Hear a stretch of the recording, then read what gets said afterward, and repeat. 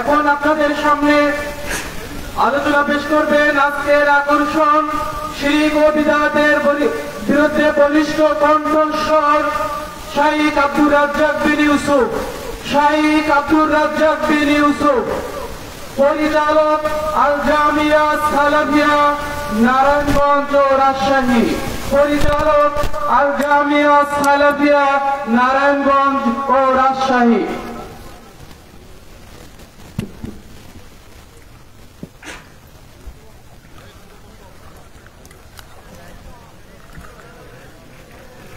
السلام عليكم ورحمة الله. الحمد لله وحده والصلاة والسلام على من لا نبي بعده أما بعد فأعوذ بالله من الشيطان الرجيم وإذا بشر أحدهم بالأنثى جل وجهه مسودا وهو كظيم يتوارى من القوم من سوء ما بشر به أيمسكه على هون أم يدسه في التراب.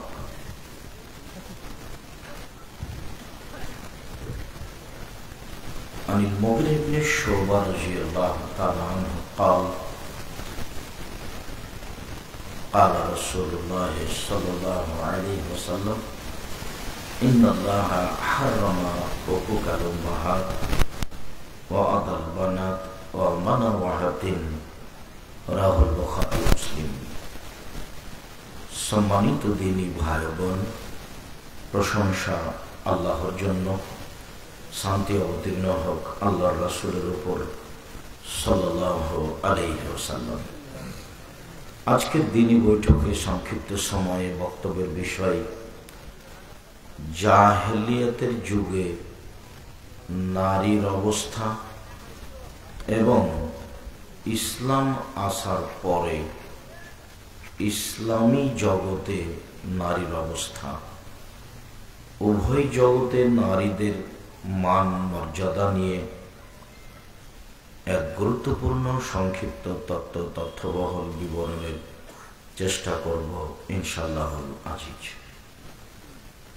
সম্মানিত দিনী ভাই বোন, জাহেলিয়াতের যুগে নারীদের মান মর্যাদা ছিল না, এখন যেমন নেই। এখন যেমন নারীর নিজস্ব অবস্থা বলে কোনো জিনিস নেই,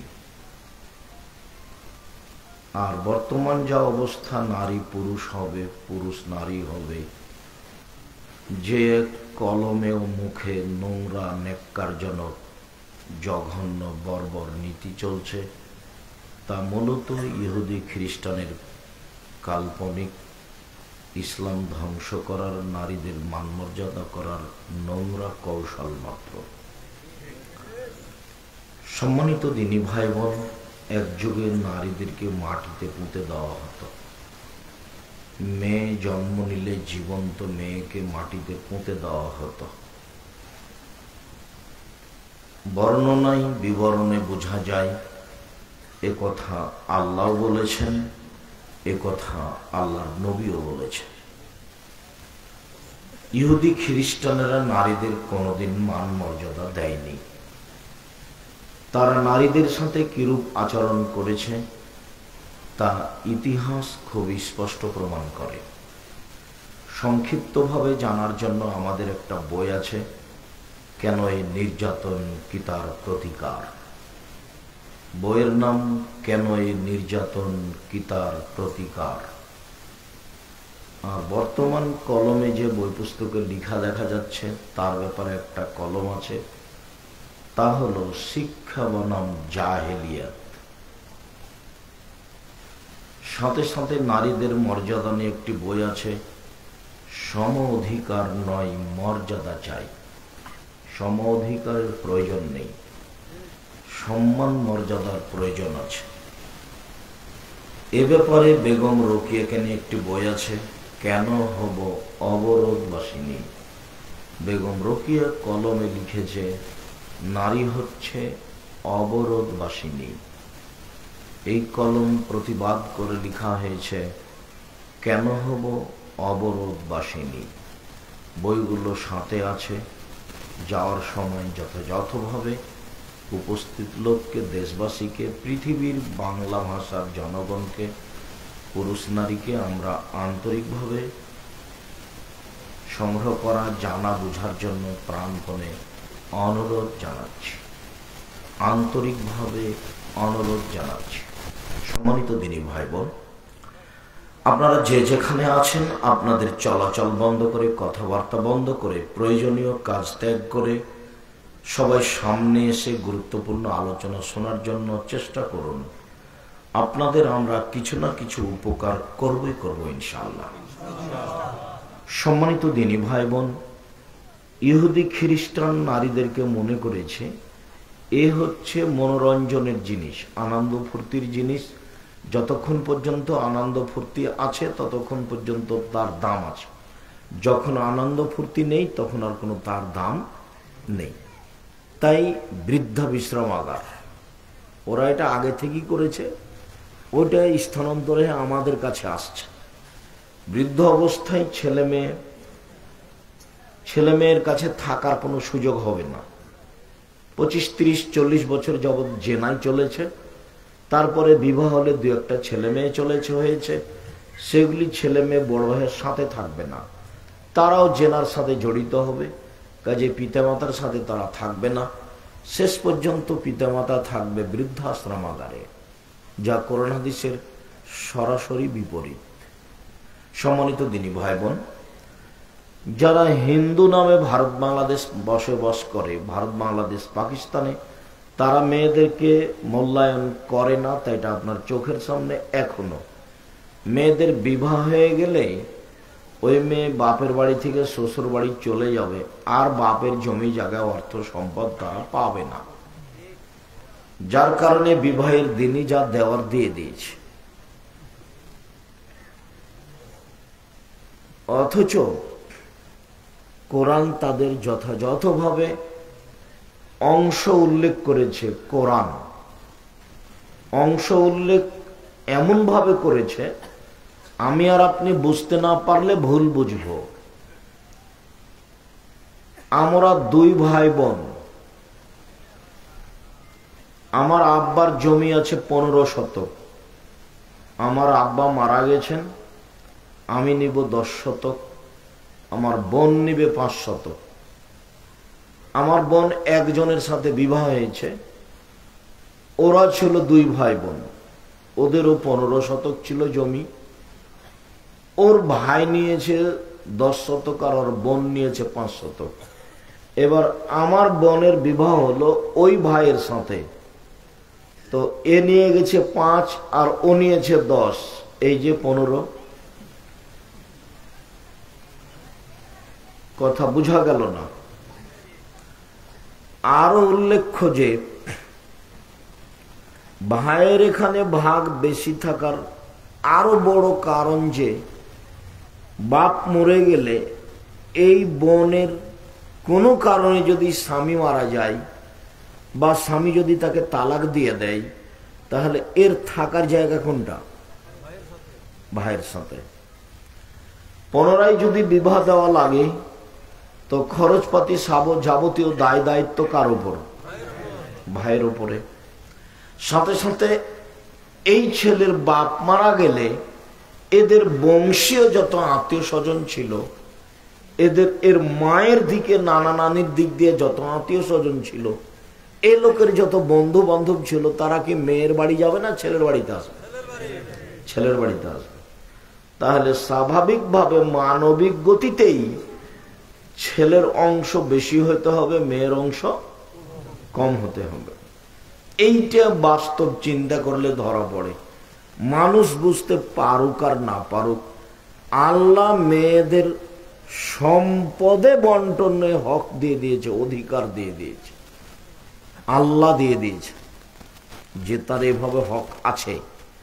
যদি মেয়ের কোন লোকের যদি মেয়ে আছে, ছেলে নেই, তাহলে পিতার পুরো সম্পদের অর্ধেক নিতে পারবে, অর্ধেক ওই লোকের ভাই ভাতিজে নিয়ে নিবে। যদি লোকের 2টা বা 3টা একাধিক মেয়ে থাকে, তাহলে এই লোকের সম্পদের 3 ভাগের 2 ভাগ মেয়েরা নিয়ে নিবে, আর 1 ভাগ ওই লোকের ভাই ভাতিজারা নেবে। এটাই শরীয়ত। নারীদের মান মর্যাদা উল্লেখ করেছে আল্লাহ। এই মুহূর্তে অমুসলিম যারা এদেশে হিন্দু নামে আছে, তাদের মেয়েরা বাপের বাড়িতে আসতে পায় না।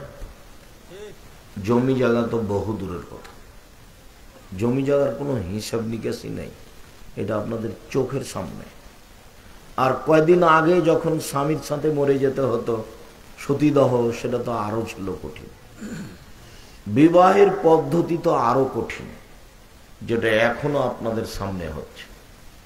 সব মিলে নারীদের মর্যাদা কোরআনে এবং হাদিসে আল্লাহ এবং আল্লাহর রাসূল কত দিয়েছেন তা ধারাবাহিকভাবে জানতে চাইলে বই পুস্তক পড়লে আংশিক হলেও বোঝা যাবে। সম্মানিত দিনী ভাই বোন, জাহেলিয়াতের যুগে নারীদের অবস্থা, ওয়াইদা বুশিরা আহাদুহুম বিল উনসা যাল্লা ওয়াজহুহু মুসওয়াদ্দান ওয়া হুয়া কাযীম। জাহেলিয়াতের যুগে ইসলাম আসার পূর্বে কোন মেয়ে জন্ম নিলে পিতার মুখ কালো হয়ে যেত, সে চিন্তিত হতো, ইন্না লিল্লাহ, মেয়ে জন্ম নিল,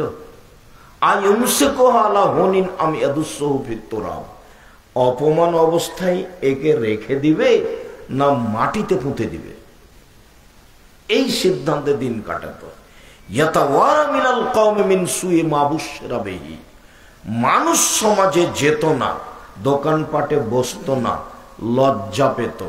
দোকানপাটে লোকজন বলবে, তোর নাকি মেয়ে হয়েছে রে, কি করবি, ডিপিএস খোল, গরু কিন 2টে। খালার সাথে দেখা হলে এই কথা বলে, নানির সাথে দেখা হলে এই কথা বলে। 2 থেকে 3টা মেয়ে জন্ম নিলে স্বামী তাকে তালাক দেয়। ও নির্যাতিত স্বামীর কাছে, নির্যাতিত শাশুড়ির কাছে, নির্যাতিত শ্বশুরের কাছে, কেউ তাকে ভালোবাসে না। যদি দায়ী করতে হতো মানুষকে, তাহলে স্বামীকে দায়ী করতে হতো। কিন্তু এখানে তো মানুষের কোনো হাত নাই। সন্তান কি হবে হবে না, 5টা জিনিস আল্লাহ নিজের কাছে রেখে দিয়েছেন। মানুষ চেষ্টা করে জানতে পারবে না তার সন্তান এই শুক্রকীটে কি হবে না হবে, তা মানুষ জানে না। এই ছেলে, কথা বলছো কেন? তোমরা কি দেখছো নাকি? পাহারা দাও নাকি? তোমরা দাঁড়িয়ে আছো কেন? তোমরা কি দায়িত্ব পালন করছো দেখাশোনার জন্য? দায়িত্ব পালন না করলে বসতে হবে, আর দায়িত্ব পালন করলে সেটা ভিন্ন কথা। যারা আপনারা আশেপাশে আছেন, আমরা আপনাদেরকে আন্তরিকভাবে অনুরোধ জানাচ্ছি, দয়া করে আপনারা নিজের কাজ এখন করিয়েন না, কোনো প্রয়োজন আমাদেরকে দেখায়েন না। আপনাদেরকে আমরা অনেক ভালোবাসি। সাথে সাথে অন্তত আমাকে একটা প্রোগ্রামে নিয়ে আসার জন্য অনেক কষ্ট করা লাগে, অনেক সময় লাগে। আবার টাঙ্গাইল জেলার জন্য আমি মনে করি আজকে আলহামদুলিল্লাহ টাঙ্গাইল জেলাতে 3 বছর থেকে কেউ প্রোগ্রাম করতে পারে না। প্রোগ্রাম যেদিন হবে তার আগের দিন সকালে বা সন্ধ্যায় বা মাগরিবের পরে থানা থেকে এসে বন্ধ করে দিয়ে চলে যায়, প্রোগ্রাম করা হবে না। কে বা কারা কি বলে আল্লাহ ভালো জানে। তবে আমি এতটুক বলেছি, যারা অভিযোগ করে তাদেরকে আমার বলা আছে, যারা অভিযোগ করে তাদেরকে আমার বলা আছে, আজকে এই মুহূর্তে ভুয়াপুরে এই গ্রামে আজকে যা বক্তব্য দেব ইনশাআল্লাহ, এই বক্তব্যর মতো আর একটা বক্তব্য ওই লোকের কোন বক্তা দিবে 50 বছর বিগত সময় থাকলো অতীতের। জাতিকে আমি কোনোদিন ফাঁকি দিইনি। কেন বিরোধিতা করে তা আমার জানা নাই। আমি আমার জীবনে কোনোদিন মানুষের পিছনে লাগা আমি প্রয়োজন মনে করি না। আমি কোনোদিন কারো গালি বা কারো বিরোধিতা, কারো বা নিন্দা, দল, মাঝাব কোনোটা নিয়ে আমি চিন্তা ভাবনা করি না, ওই পাতাই পড়ি না। কেন অভিযোগ আছে, কোথায় তাদের সমস্যা, আল্লাহ ভালো জানে। সম্মানিত দিনী ভাই বোন, বলছিলাম তো এই জন্য এটা আমরা শুকরিয়া আদায় করি, আলহামদুলিল্লাহ। মর্মে আপনারা যে যেখানে আছেন, আমাদের পক্ষ থেকে আপনাদের উপরে আরো জোরালো অনুরোধ থাকলো যে আপনারা এসে বসে আলোচনা শোনেন। আমি আরো অনুরোধ করি যে আমি যদি কোনো এলাকায় আপনাদের চলে আসি, অন্তত 10 কিলোমিটার আশেপাশে যত দিনী ভাই বোন আছেন সবাই আসবেন বলে আমি আশাবাদী। আপনি তো আসবেন, কোনো হিন্দু মানুষ থাকলেও আসবে, আমি তারও কিছু না কিছু উপকার করবই করবো। অন্তত তার শিষ্টাচারগত, তার গতিবিধিগত আমি তাকে কিছু বলবো যেটা তার জীবনে প্রয়োজন হবে, তার জীবনে সুবিধায় আসবে, কল্যাণে আসবে, তার দুনিয়াবি উপকার হবে। সম্মানিত দিনী ভাই বোন, অত্র আয়াতে আল্লাহ তাআলা যেটা নকশা উল্লেখ করেছেন, তাতে এক সময়ে মেয়ে জন্ম নিলে পিতার মুখ কালো হতো। ইন্না লিল্লাহ। এটা কি হলো? মেয়ে কেন জন্ম নিল? এটা হতো, সে মানুষ সমাজে যেত না, দোকানপাটে বসতো না, হাট বাজারে যেত না, লজ্জা পেত। কেন? হাট বাজার দোকানপাটের লোক তাকে নিন্দা করবে।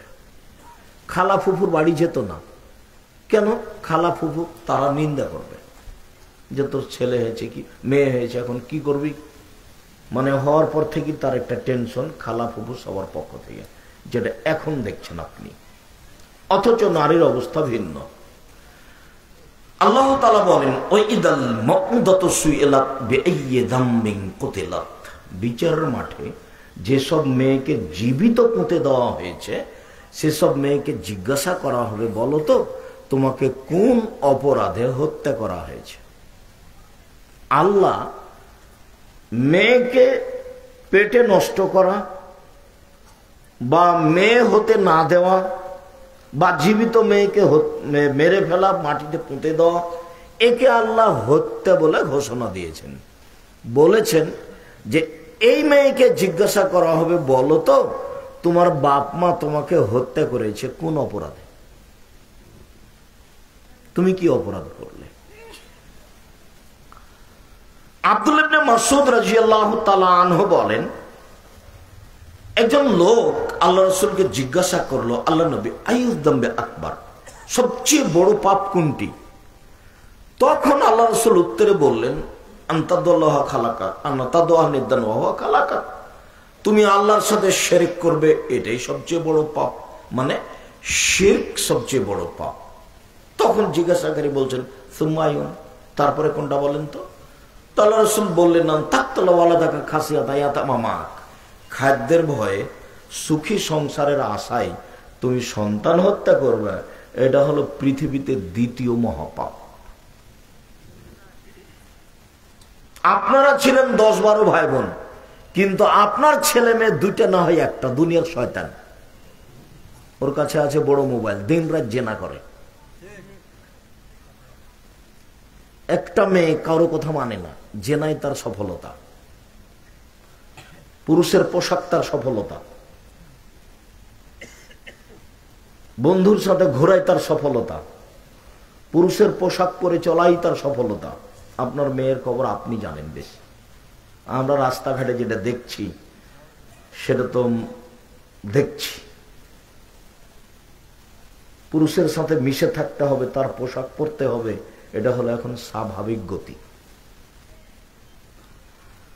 অথচ রাসূল সাল্লাল্লাহু আলাইহি সাল্লাম বলছেন, লানাল্লাহু আল মুশাব্বিহিনা ওয়াল মুশাব্বিহাত, যারা পুরুষের সাদৃশ্যতা অবলম্বন করে নারী হয়ে, যারা নারীর সাদৃশ্যতা অবলম্বন করে পুরুষ হয়ে, তাদের উপরে অভিশাপ, তাদের উপরে অভিশাপ, তাদের উপরে অভিশাপ, তাদের উপরে গজব। আর যারা উভয় লিঙ্গের দাবিদার বা যারা হিজড়ে, ওদেরকে আল্লাহ নবী বাড়ি থেকে বের করে দিতে বলেছেন, ওরা পুরুষ। এই বিষয়ে আল্লাহ রাসূলের পক্ষ থেকে খুব খুব শক্ত কঠোরতা আছে। আবু হুরায়রা রাদিয়াল্লাহু তাআলা আনহু বলেন, রাসূল সাল্লাল্লাহু আলাইহি ওয়াসাল্লাম বলেছেন 3 শ্রেণীর মানুষ জান্নাতে যাবে না। তার এক শ্রেণীর মানুষ হচ্ছে আর রাজরাত মিনান নিসায়ে, পুরুষের বেশধারী নারী, যারা পুরুষের পোশাক পরে চলে, যারা শার্ট প্যান্ট গায়ে দেয়, যারা গেঞ্জি গায়ে দেয়, যারা পুরুষের পোশাক পরে, যারা দৌড়িয়ে বেড়াচ্ছে, জিন্স প্যান্ট পরছে, খেলাধুলায় মত্ত আছে, পুরুষের সাথে দিনরাত চলছে, যেগুলো দেখতে পাচ্ছেন, রাসূল সাল্লাল্লাহু আলাইহি ওয়াসাল্লাম বলেছেন এরাই হচ্ছে 3 শ্রেণীর মানুষ, জাহান্নামে যাবে, জান্নাতে যাবে না। তার মধ্যে এরাই সমাজের সবচেয়ে নিকৃষ্ট, ঘৃণিত, অভিশপ্ত মানুষ। এই ঘোষণা আল্লাহর নবী বলেছেন মুহাম্মদ সাল্লাল্লাহু আলাইহি ওয়াসাল্লাম। সেটা আপনার মেয়ে, সেটা আপনার স্ত্রী।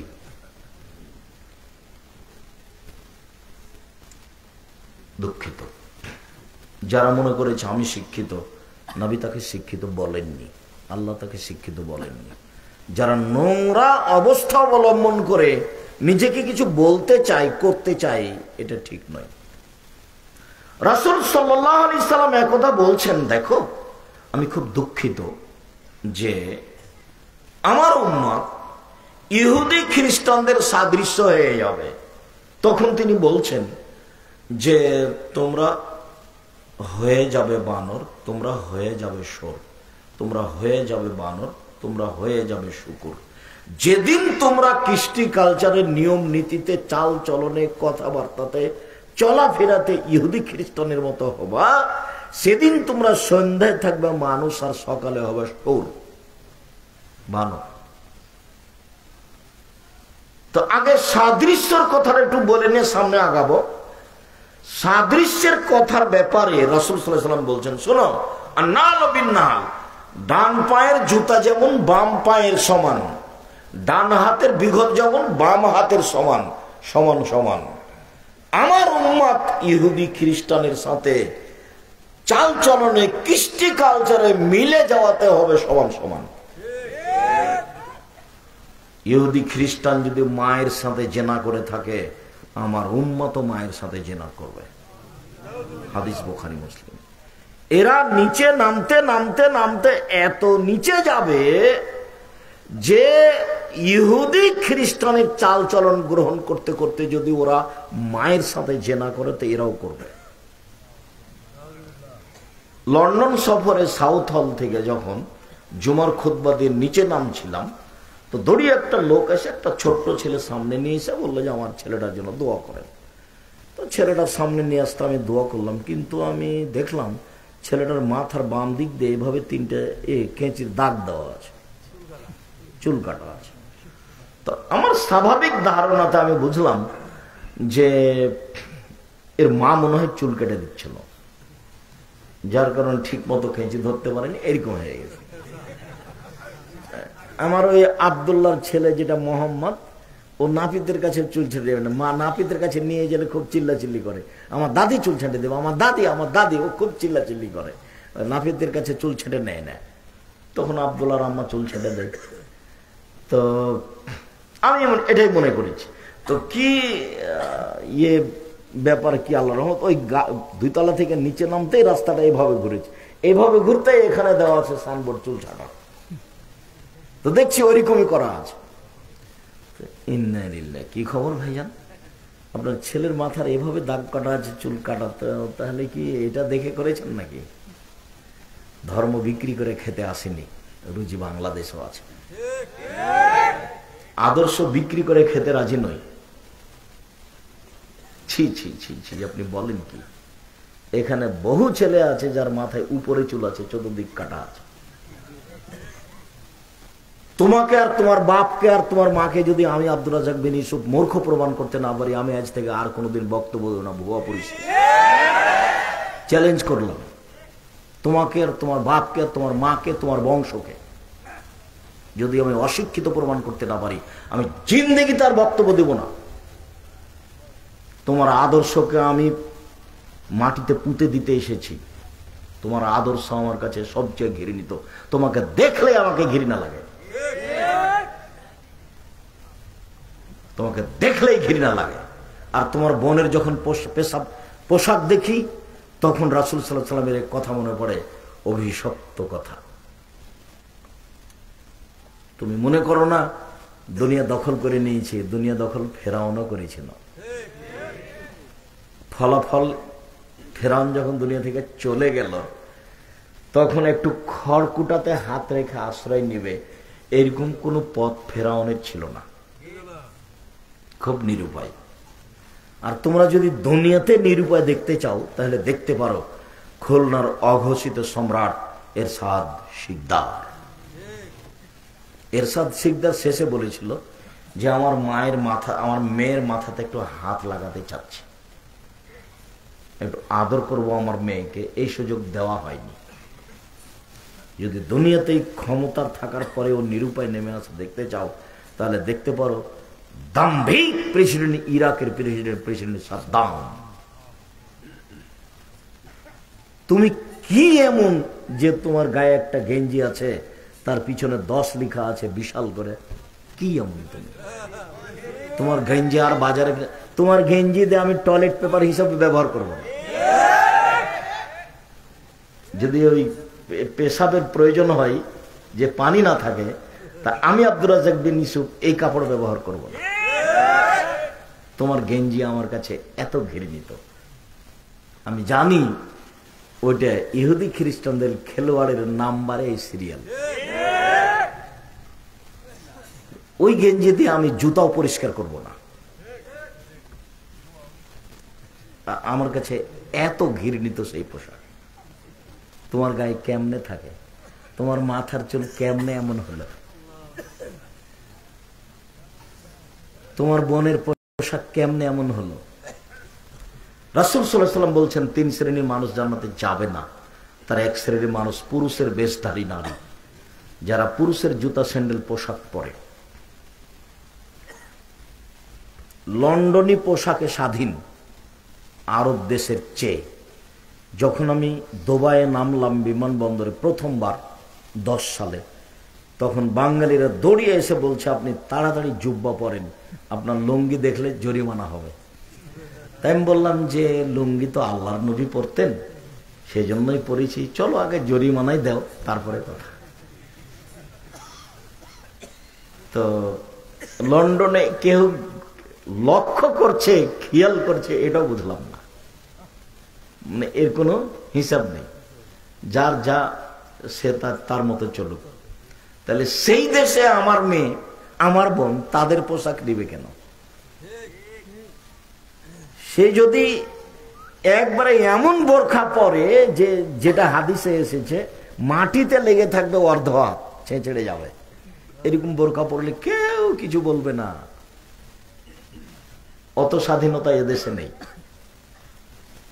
সেদিন কোনটা যেন সৌদি মেহমান, যেটা মদিনা, আপনাদের জামিয়া সালাফে ডাঙ্গিপাড়ায় শিক্ষকতা করছেন এখন। আপনাদের জামিয়া সালাফে কিন্তু দেশের ভিন্ন ধরনের প্রতিষ্ঠান। আপনাদের জামিয়া সালাফে 5000 ছেলে মেয়ে পড়াশোনা করে। আপনাদের জামিয়া সালাফে প্রায় 300 জন শিক্ষক শিক্ষিকা আছে, যাদের প্রতি মাসে বেতন লাগে 32 লক্ষ। ইন্ডিয়ান শিক্ষক আছে 5 জন, সৌদি আরব থেকে আছে 1 জন, আর রাস্তায় আছেন 1 জন আসছেন। আপনাদের জামিয়া সালাফে ভিন্ন ধরনের প্রতিষ্ঠান। তো আমি যেটা বলছিলাম সেটা মেহমান এসেছে, তো আমি ঢাকায় আগাতে গেছি। তো ওই যেখানে হোটেল ভাড়া নেওয়া হয়েছে 2 তলায়, গেটে যে আছে আমার পরনে লুঙ্গি আছে, সে যেন ঢুকতে দিবে না। তোমার এটা লন্ডনের চেয়ে দামি নাকি এলাকা? যে পাগল, এই তোমার ম্যানেজার কে আছে, কথা বলো তো দেখি। তো কোথায় বললো, তখন বলছে আসতে বলো। তো এখন ওপরে গেছি, তো দেখি সবাই চতুর্দিকে ছুটে আসছে। মানে তোমার ম্যানেজারকে আগে বলো, ঘটনা কি, এটা কি লিখিত আছে নাকি? লুঙ্গি পরে ঢোকা যাবে না, এটা কেন? দেখি সবাই এসে ক্ষমা চাচ্ছে। মানে ক্ষমা চাওয়া পরে ঘটনাটা কি সেটা আমাকে শোনাও। কি এমন পড়া জানুনি, শিক্ষা নাই, দীক্ষা নাই, প্যান্টটা টাকানোর নিচে পরো, উপরে এক খ্রিস্টানের মতো করে চুল রেখেছো, আবার এদিকে তো দাগ কেটে রেখেছো, মেয়েটা তোমার ল্যাংটা হয়ে আছে, তুমি আমাকে কি দেখাতে চাও? তুমি তো আমার কাছে সবচেয়ে নিম্ন শ্রেণীর মানুষ। আমি তো তোমাকে দায়ী করতে করতে তোমার বংশ পর্যন্ত চলে গেছি, তুমি আমার কাছে এত নিম্ন শ্রেণীর মানুষ। তোমার গায়ে গেঞ্জি ওটা থাকবে কেন? কেন থাকবে? থাকবে কেন? তোমার মাথার চুল এমনটা হবে কেন? তোমার বোন গেঞ্জি গায়ে দিবে কেন? ওর রক্ত মুসলমান, ওর গোস্ত মুসলমান, ওর শুক্রকৃত মুসলমান, ওর জন্ম মুসলমান, ওর বংশ মুসলমান, ওর জাতি মুসলমান, ওর নিজস্ব নীতি আছে। হিন্দুর নিজস্ব নীতি আছে। বিবাহ হয়ে গেলে কপালে কি দেয়? এখানে স্মৃতিতে সিঁদুর দেয়, হাতে একটা কি থাকে? শাখা থাকে সাদা। ওর নিজেরটা অমুসলিম হয়ে সে ধরে রাখতে পারে, তুমি মুসলমান হয়ে ধরে রাখতে পারো না। একটা বাসাতে ঢুকছি, তো ছেলে বাসা থেকে বের হয়েছে, আর ছেলের চাচা আর আমি বাসাতে ঢুকছি। ওরা আবার কুড়িগ্রামের মানুষ। তো ছেলে বের হয়ে ছেলের চাচাকে বলছে গুড মর্নিং। তো ছেলেও, বাপও বললো, চাচা বললো গুড মর্নিং। এখন খেতে বসে বলছি দেশে থাকা হবে না, আদর্শ বিক্রি করা যাবে না। ছেলে আপনাকে সালাম না দিয়ে বললো গুড মর্নিং, আপনিও সে উত্তর দিলেন, বুঝলাম না গুড মর্নিং এ কি উপকার আছে বলেন তো দেখি। এখন থেকে নিয়ে যদি গুড মর্নিং শব্দ কিয়ামত পর্যন্ত গবেষণা করে কেউ, তো সরিষার সম পরিমাণ যদি সুবিধা দেখাতে পারে, আমি আব্দুর রাজ্জাক বিন ইউসুফ জাতির সামনে বক্তব্য দেব না। আর যদি বলতো আসসালামু আলাইকুম, তাহলে গোটাটাই করলেন, আপনার উপরে শান্তি অবতীর্ণ হোক। এটা ইসলাম, ওটা খ্রিস্টান, এটা মুসলিম, ওটা অমুসলিম, ওটা ইহুদি, ওটা খ্রিস্টান, ওরা হলো মকজুব, অভিশপ্ত, ওরা দলিন, পথভ্রষ্ট, আর এটা হলো পথে আছে। তোমার বোন কেন গেঞ্জি গায়ে দিয়ে থাকবে? সেদিন আবার ফিরে এসেছে, যেদিন মেয়েকে জীবিত মাটিতে পুঁতে দেওয়া হবে। তিনি বললেন সবচেয়ে বড় পাপ হলো শিরক করা। তিনি বললেন দ্বিতীয় মহাপাপ হচ্ছে খাদ্যের ভয়ে ছেলে মেয়েকে হত্যা করা। ছেলে মেয়ে বেশি হবে কথাই ঠিক, কম কেন? বেশি হলেই সুবিধে, বেশি হলে 10টা হলে 2-1টা মারা যাবে, 2-4টা মারা যাবে। একটা যদি মারা যায়, 2টা যদি মারা যায় ছোট অবস্থায়, আপনার জান্নাত হবে ইনশাআল্লাহ। ও ছেলে আপনাকে ছাড়া জান্নাতে যাবে না, ও মেয়ে আপনাকে ছাড়া জান্নাতে যাবে না। আপনার ছেলে মেয়ে মাত্র 2টা, কয়টা মারে, কয়টা থাকে? দুনিয়া শয়তান, সবসময় বড় মোবাইল থাকে, সবসময় ল্যাংটা বেডি ছেলে নাচে। আপনার মেয়ের মোবাইলও নাচে, আপনার ছেলের মোবাইলও নাচে। দুইজনই এরা পশু প্রাণী, গরু ছাগল। বুঝে না ওরা অন্তর আছে, বুঝে না। দেখেও দেখে না ওরা, চক্ষু আছে দেখে না। শোনেও শোনে না ওরা, কান আছে শোনে না। উলাইকা কাল আনাম, তারা পশু প্রাণীর মতো, তারা গরু ছাগলের মতো, তারা কুকুর শ্রীগালের মতো, বালু মাজাল বরং তার চেয়ে খারাপ। এই কথা আমি বলিনি। ওদের কান আছে শোনে কিন্তু গ্রহণ করে না, ওদের চোখ আছে দেখে কিন্তু গ্রহণ করে না, ওদের অন্তর আছে বুঝে কিন্তু গ্রহণ করে না। ও জানে যে 10 নম্বর কোনো ইহুদির বা কোনো খ্রিস্টান খেলোয়াড়ের নাম্বার। ও জানে যে এভাবে চুল ছাটা কোনো ইহুদি বা খ্রিস্টানের খেলোয়াড়ের নাম্বার। অবাক কথা, খেলছে ব্রাজিল আর খেলা হচ্ছে কাতারে। টাকা পয়সা বাংলাদেশে পাঠালেও তো তুমি ফকিরে ভিক্ষা পাই, ওই টাকা তুমি ওখানে খরচ করলে কেন? টাকাটা বাংলাদেশে দিলেও তো তুমি এদেশে যদি মেডিকেল করে, মানুষ তো এখন রাস্তাঘাটে খরচ করছে। যদি বড় বড় মেডিকেল বাংলাদেশে করে, ইন্ডিয়া থেকে বড় বড় মহিলা ডাক্তার নিয়ে এসে এইখানে যদি ডাক্তারি শিখাতো আমাদের মেয়েদেরকে, তাহলে লক্ষ লক্ষ মানুষকে ওখানে যেতে হতো। কত কষ্ট করতে হচ্ছে। আর এদেশে তো চিকিৎসা কেমন সেটা তো আপনি ভালো বুঝেন।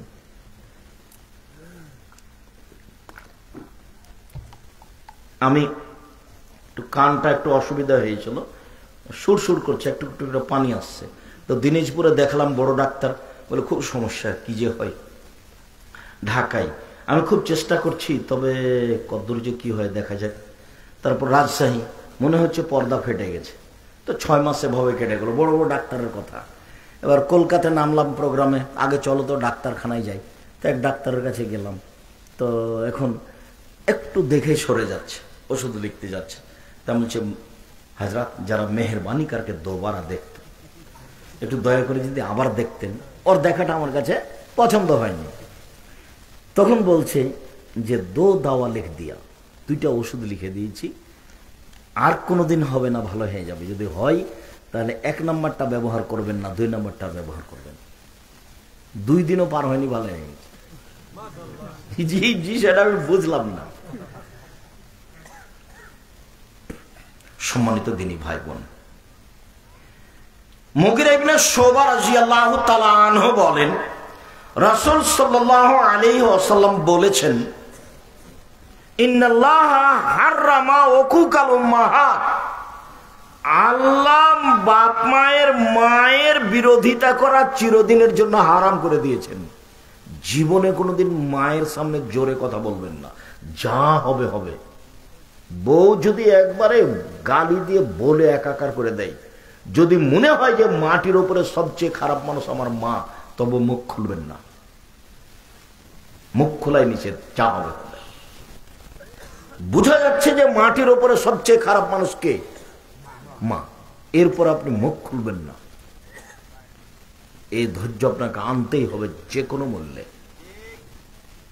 বুঝলাম, টাকা দিয়েছি আমি মায়ের হাতে, দেখি পরের দিন মা বলছে যে টাকাটা নাই, কি হয়েছে?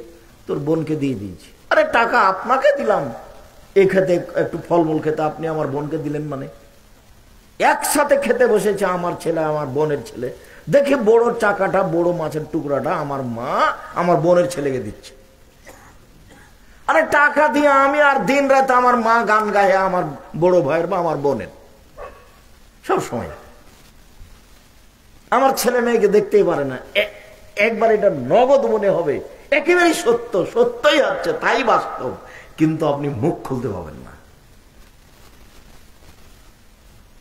আপনি অনুরোধ করে যা সামলাতে পারেন সামলান, তাছাড়া আপনি মুখ খুলতে পারেন। জোরে কথা বলা নিষেধ, কিছু বলা তো বহুদূরের কথা। ওখানে জোরে হেঁটে যাওয়া নিষেধ, হাতখানে এভাবে নড়ানো নিষেধ। এটা আল্লাহ বলছেন, কোন মানুষ বলেনি, মুহাম্মদ সাল্লাল্লাহু আলাইহি ওয়াসাল্লাম বলেননি। মা যেখানে আছে ওর যাওয়ার গতি ভিন্ন, ওখানে কথার গতি ভিন্ন, ওখানে হাঁটার গতি ভিন্ন, সব ভিন্ন। ওর নাম মা। চিরদিনের জন্য মায়ের অবাধ্য চলা হারাম। সাবধান, বিদেশে যারা আছো, দেশে যারা আছো, কোনোদিন বইয়ের নামে অ্যাকাউন্ট খুলবে না। বইয়ের নামে যদি অ্যাকাউন্ট খুলো তো আর একজনের সাথে সম্পর্ক করে টাকাটি নিয়ে চলে যাবে। বাপের নামে মায়ের নামে অ্যাকাউন্ট খুলো, যা হবে হবে, লাভ আর লস ওখানে হোক। যদি টাকা নিয়েই নেই আমার বাপ, তো আমার বাপই নিল। বউ চলে গেলে তোমার মা আর তোমার বাপ আর তুমি তিনজন কাঁদবা একসাথে, দেখবা যে এখন একসাথে আছো। আর যদি বাপের নামে থাকে, বউ চলে গেলে তখন তোমরা তিনজনে একসাথে থাকবা, আর ও টাকা নিয়ে চলে গেলে তোমরা তিনজনে একসাথে কাঁদবা। আমি বলি না যে বউয়ের সাথে সম্পর্ক খারাপ করো, এটা আমি বলি না। বউয়ের সাথে ভালো সম্পর্ক করতে হবে, এটাই নয়, এটাই ঠিক, কিন্তু অ্যাকাউন্ট খুলে নয়। সব টাকা পয়সা ওখানে বিলিয়ে দিয়ে নয়।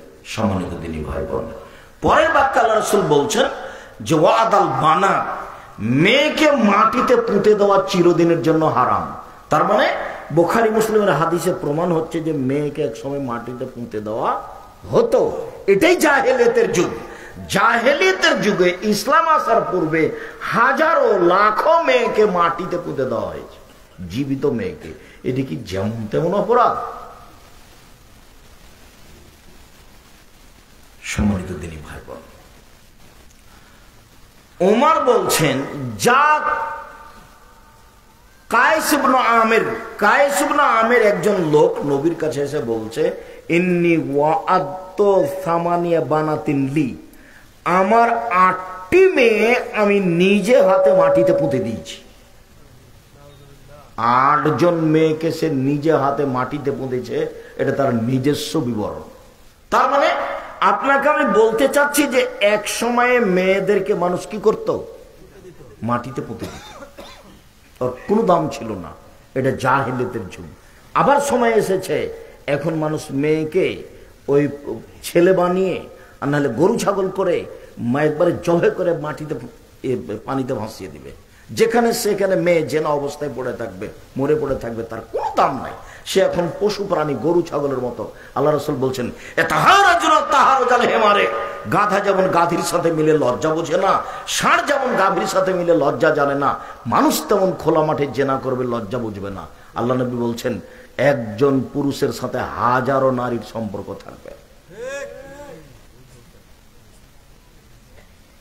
আর তুমি ইতর শ্রেণীর মা নারী একজন পুরুষকে ধ্বংস করো, দিন রাত মোবাইলে ল্যাংটা ছবি দেখো। তোমার তো একটা বুদ্ধি হুঁশ থাকা দরকার যে আমি যে ছেলের সাথে কথা বলছি এইভাবে নিজেকে বিলিয়ে দিচ্ছি সবকিছু, তো এর তো আরো মহে পুরুষের সাথে সম্পর্ক আছে। আর তোমার মতো একটা বোকা ছেলে, নোংরা হুঁশমোটা ছেলে, তোমার তো একটা বিবেচনা করা দরকার যে আমি যে এর সাথে কথা বলছি এই মেয়ের আরো হাজারো ছেলের সাথে সম্পর্ক আছে। তুমি কি পশু প্রাণী হয়ে গেছো? তোমার তো একটা দাম আছে, তুমি মুসলিম পুরুষ। আল্লাহ রাসূল বলছেন আমার জীবনে বড় ভয়, আমার উম্মত গোপন পাপে লিপ্ত হবে, এটাই আমার ভয়। ইন্না মিম্মা তাখাওয়াফাল উম্মতিন আশ-শাহওয়াতুল খাফিয়া, আমার উম্মতের উপরে আমার যেটা বড় ভয়, আমার উম্মত গোপন পাপে লিপ্ত হবে, এটাই আমার ভয়। প্রায় বড় মোবাইলে জেনা হয় দিন রাত। আইনানে তাজলিনে যে নহমান নাজর, দুই চোখের জেনা হচ্ছে চোখ দিয়ে দেখা। অল ওজনানে জেনা হল ইস্তেমা, দুই কানের জেনা হচ্ছে কানে অশ্লীল গান শোনা। অলিয়াত জেনা হাল বাদশ, হাতের জেনা হচ্ছে পরনারীকে ধরা। আর জেনা রিজলাল মাসি, পায়ের জেনা হচ্ছে পা দিয়ে এই পথে চলা। জেনাল কালব তাতামানা তাস্তাহি, অন্তরের জেনা হচ্ছে বিষয়টি নিয়ে ভাবা। আর জেনাল লিস্কনুৎক, আর জিবার জেনা হচ্ছে কথা বলা। তুমি মোবাইলে দিন রাত কি কথা বলো সেটা তুমি জানো। সব কথা লিখা হচ্ছে, বিচার হবে একদিন। মাটি যত অত্যাধুনিক যন্ত্র পৃথিবীতে, এত উন্নত মানের যন্ত্র তৈরি হয়নি, কিয়ামত পর্যন্ত হবে না। এইসব যন্ত্র যেগুলো তুমি দেখতে পাচ্ছ, এগুলোর সময় ভেঙে যাওয়া, মিটে যাওয়া, হারিয়ে যাওয়া আছে। এই মাটিকে এমন একটা আল্লাহ অত্যাধুনিক যন্ত্র হিসাবে তৈরি করে দিয়েছে, একবারে আদম থেকে নিয়ে কিয়ামত পর্যন্ত সব কথা ধরে আছে, ধরে থাকবে। বিচারের দিন সব top top top top top top করে বলতে হবে। আল্লাহ নবী বলছেন, আল্লাহ বলছেন বলবে। আর আল্লাহ নবী বলছেন ফাত্তাকুদ দুনিয়া ওয়াত্তাকুন নিসা, পৃথিবীর মানুষ তোমরা মহিলা থেকে বেঁচে থাকো এবং মাটি থেকে বেঁচে থাকো। মাটি কিন্তু বিপজ্জনক ব্যাপার, বিপজ্জনক বস্তু। এই যে কত বড় বিপজ্জনক বস্তু আমি আর আপনি এখন বুঝতে পারি না। যেদিন আমার বিপক্ষে কথা বলবে সেদিন আমি বুঝতে পারব। সম্মানিত দিনী ভাই বোন, সালামা ইবনে ইয়াজিদ আল জৌফি বলছেন যে ইনতালাক্তু আনা ওয়া আখিলান নবী সাল্লাল্লাহু আলাইহি সাল্লাম, আমি আর আমার ভাই নবীর কাছে গেলাম। নবীর কাছে গিয়ে বললাম, ইয়া রাসূলুল্লাহ, হে আল্লাহ রাসূল, ইন্না উম্মানা মুলাইকা তাসলুর রাহেমা ওয়া তাকরিজ জাইফা, আমাদের মা মুলাইকা, ওদের মায়ের নাম মুলাইকা। তো আমাদের মা মুলাইকা উনি মানুষের সাথে খুব সদাচরণ করতেন, মানুষকে টাকা পয়সা দিতেন। অতাকরিজ জাইফা, আর মেহমান প্রিয় ছিলেন খুব আমার মা, মেহমানকে খাওয়াতেন। ওয়াতা ফালো এইটে এইটে এইটে আমার মা করতেন, যে কোনো অসহায় মানুষকে টাকা পয়সা দিয়ে দিতেন। তো ফাল জালেকা নাফিওয়ালা, এগুলো কি আমার হালাকাত ফিল জাহেলিয়া, তবে জাহেলিয়াতের যুগে আমার মা মারা গেছে, ইসলাম গ্রহণ করেনি। এখন ওই কাজগুলো কি আমার মায়ের কোনো উপকারে আসবে? কালা লা, আল্লাহ রাসূল বলেন না, কোনো উপকার আসবে না। এখন বলছে ইন্না উম্মানা ওয়াদাত উখতান লানা, আমার মা আমাদের একটা বোনকে মাটিতে পুঁতে দিয়েছিল। ফাল জালেকা নাফিওয়া, এইটা কি আমার মায়ের কোনো উপকারে আসবে? আমার মা জাহেলিয়াতের যুগে আমার এক বোনকে মাটিতে পুঁতে দিয়েছিল। তো আল্লাহ রাসূল বললেন, আল ওয়াইতাতু ওয়াল মাউদাতু ফিন্নার, তোমার মা আর যাকে মাটিতে পুঁতে দেওয়া হয়েছে উভয়ই জাহান্নামে যাবে। এতক্ষণ পর্যন্ত হাদিসগুলো পেশ করে আপনাকে আমি দেখালাম জাহেলিয়াতের যুগে নারীদের অবস্থা। এক মিনিট, জাহেলিয়াতের যুগে নারীদের অবস্থা দেখাতে গিয়ে দুইটা ঘটনা নকল করছি। লম্বা ঘটনা হলো, খুব তাড়াতাড়ি বলছি। একটা ঘটনা খুবই ন্যাক্কারজনক ঘটনা, সব বুখারী মুসলিমের হাদিস। আর একটা ঘটনা স্বাভাবিক। একটা ঘটনা স্বাভাবিক, সেটা হলো এই যে এখন স্বামী মারা গেলে ওই মহিলা বিবাহ বসতে পাবে না বা শোক পালন করবে কতদিন? 4 মাস 10 দিন। 4 মাস 10 দিন। আর জাহেলিয়াতের যুগে স্বামী মারা গেলে শোক পালন করতো 1 বছর। আবার থাকতে হতো বাড়ির পিছন দিকে একটা কুঁড়ে ঘরে। কুঁড়ে ঘর বুঝেন আপনারা? ঝুপড়ি ঘর। বুখারী মুসলিমের হাদিসে এসেছে তার নাম হিফস। হিফস বুখারী মুসলিমের হাদিসে এসেছে বাড়ির পিছন দিকে যেখানে কুকুর সিলগা দৌড়াদৌড়ি করে ওইখানে তাকে ঘর করে দেওয়া হবে। সে ময়লা যুক্ত কাপড় পরবে, পরিষ্কার কাপড় পরতে পাবে না। আর ওর জন্য একটা প্লেট থাকবে যে প্লেটে অন্য কেউ খেতে পাবে না। একটা গিলাস থাকবে যে গিলাস অন্য কেউ ব্যবহার করতে পাবে না।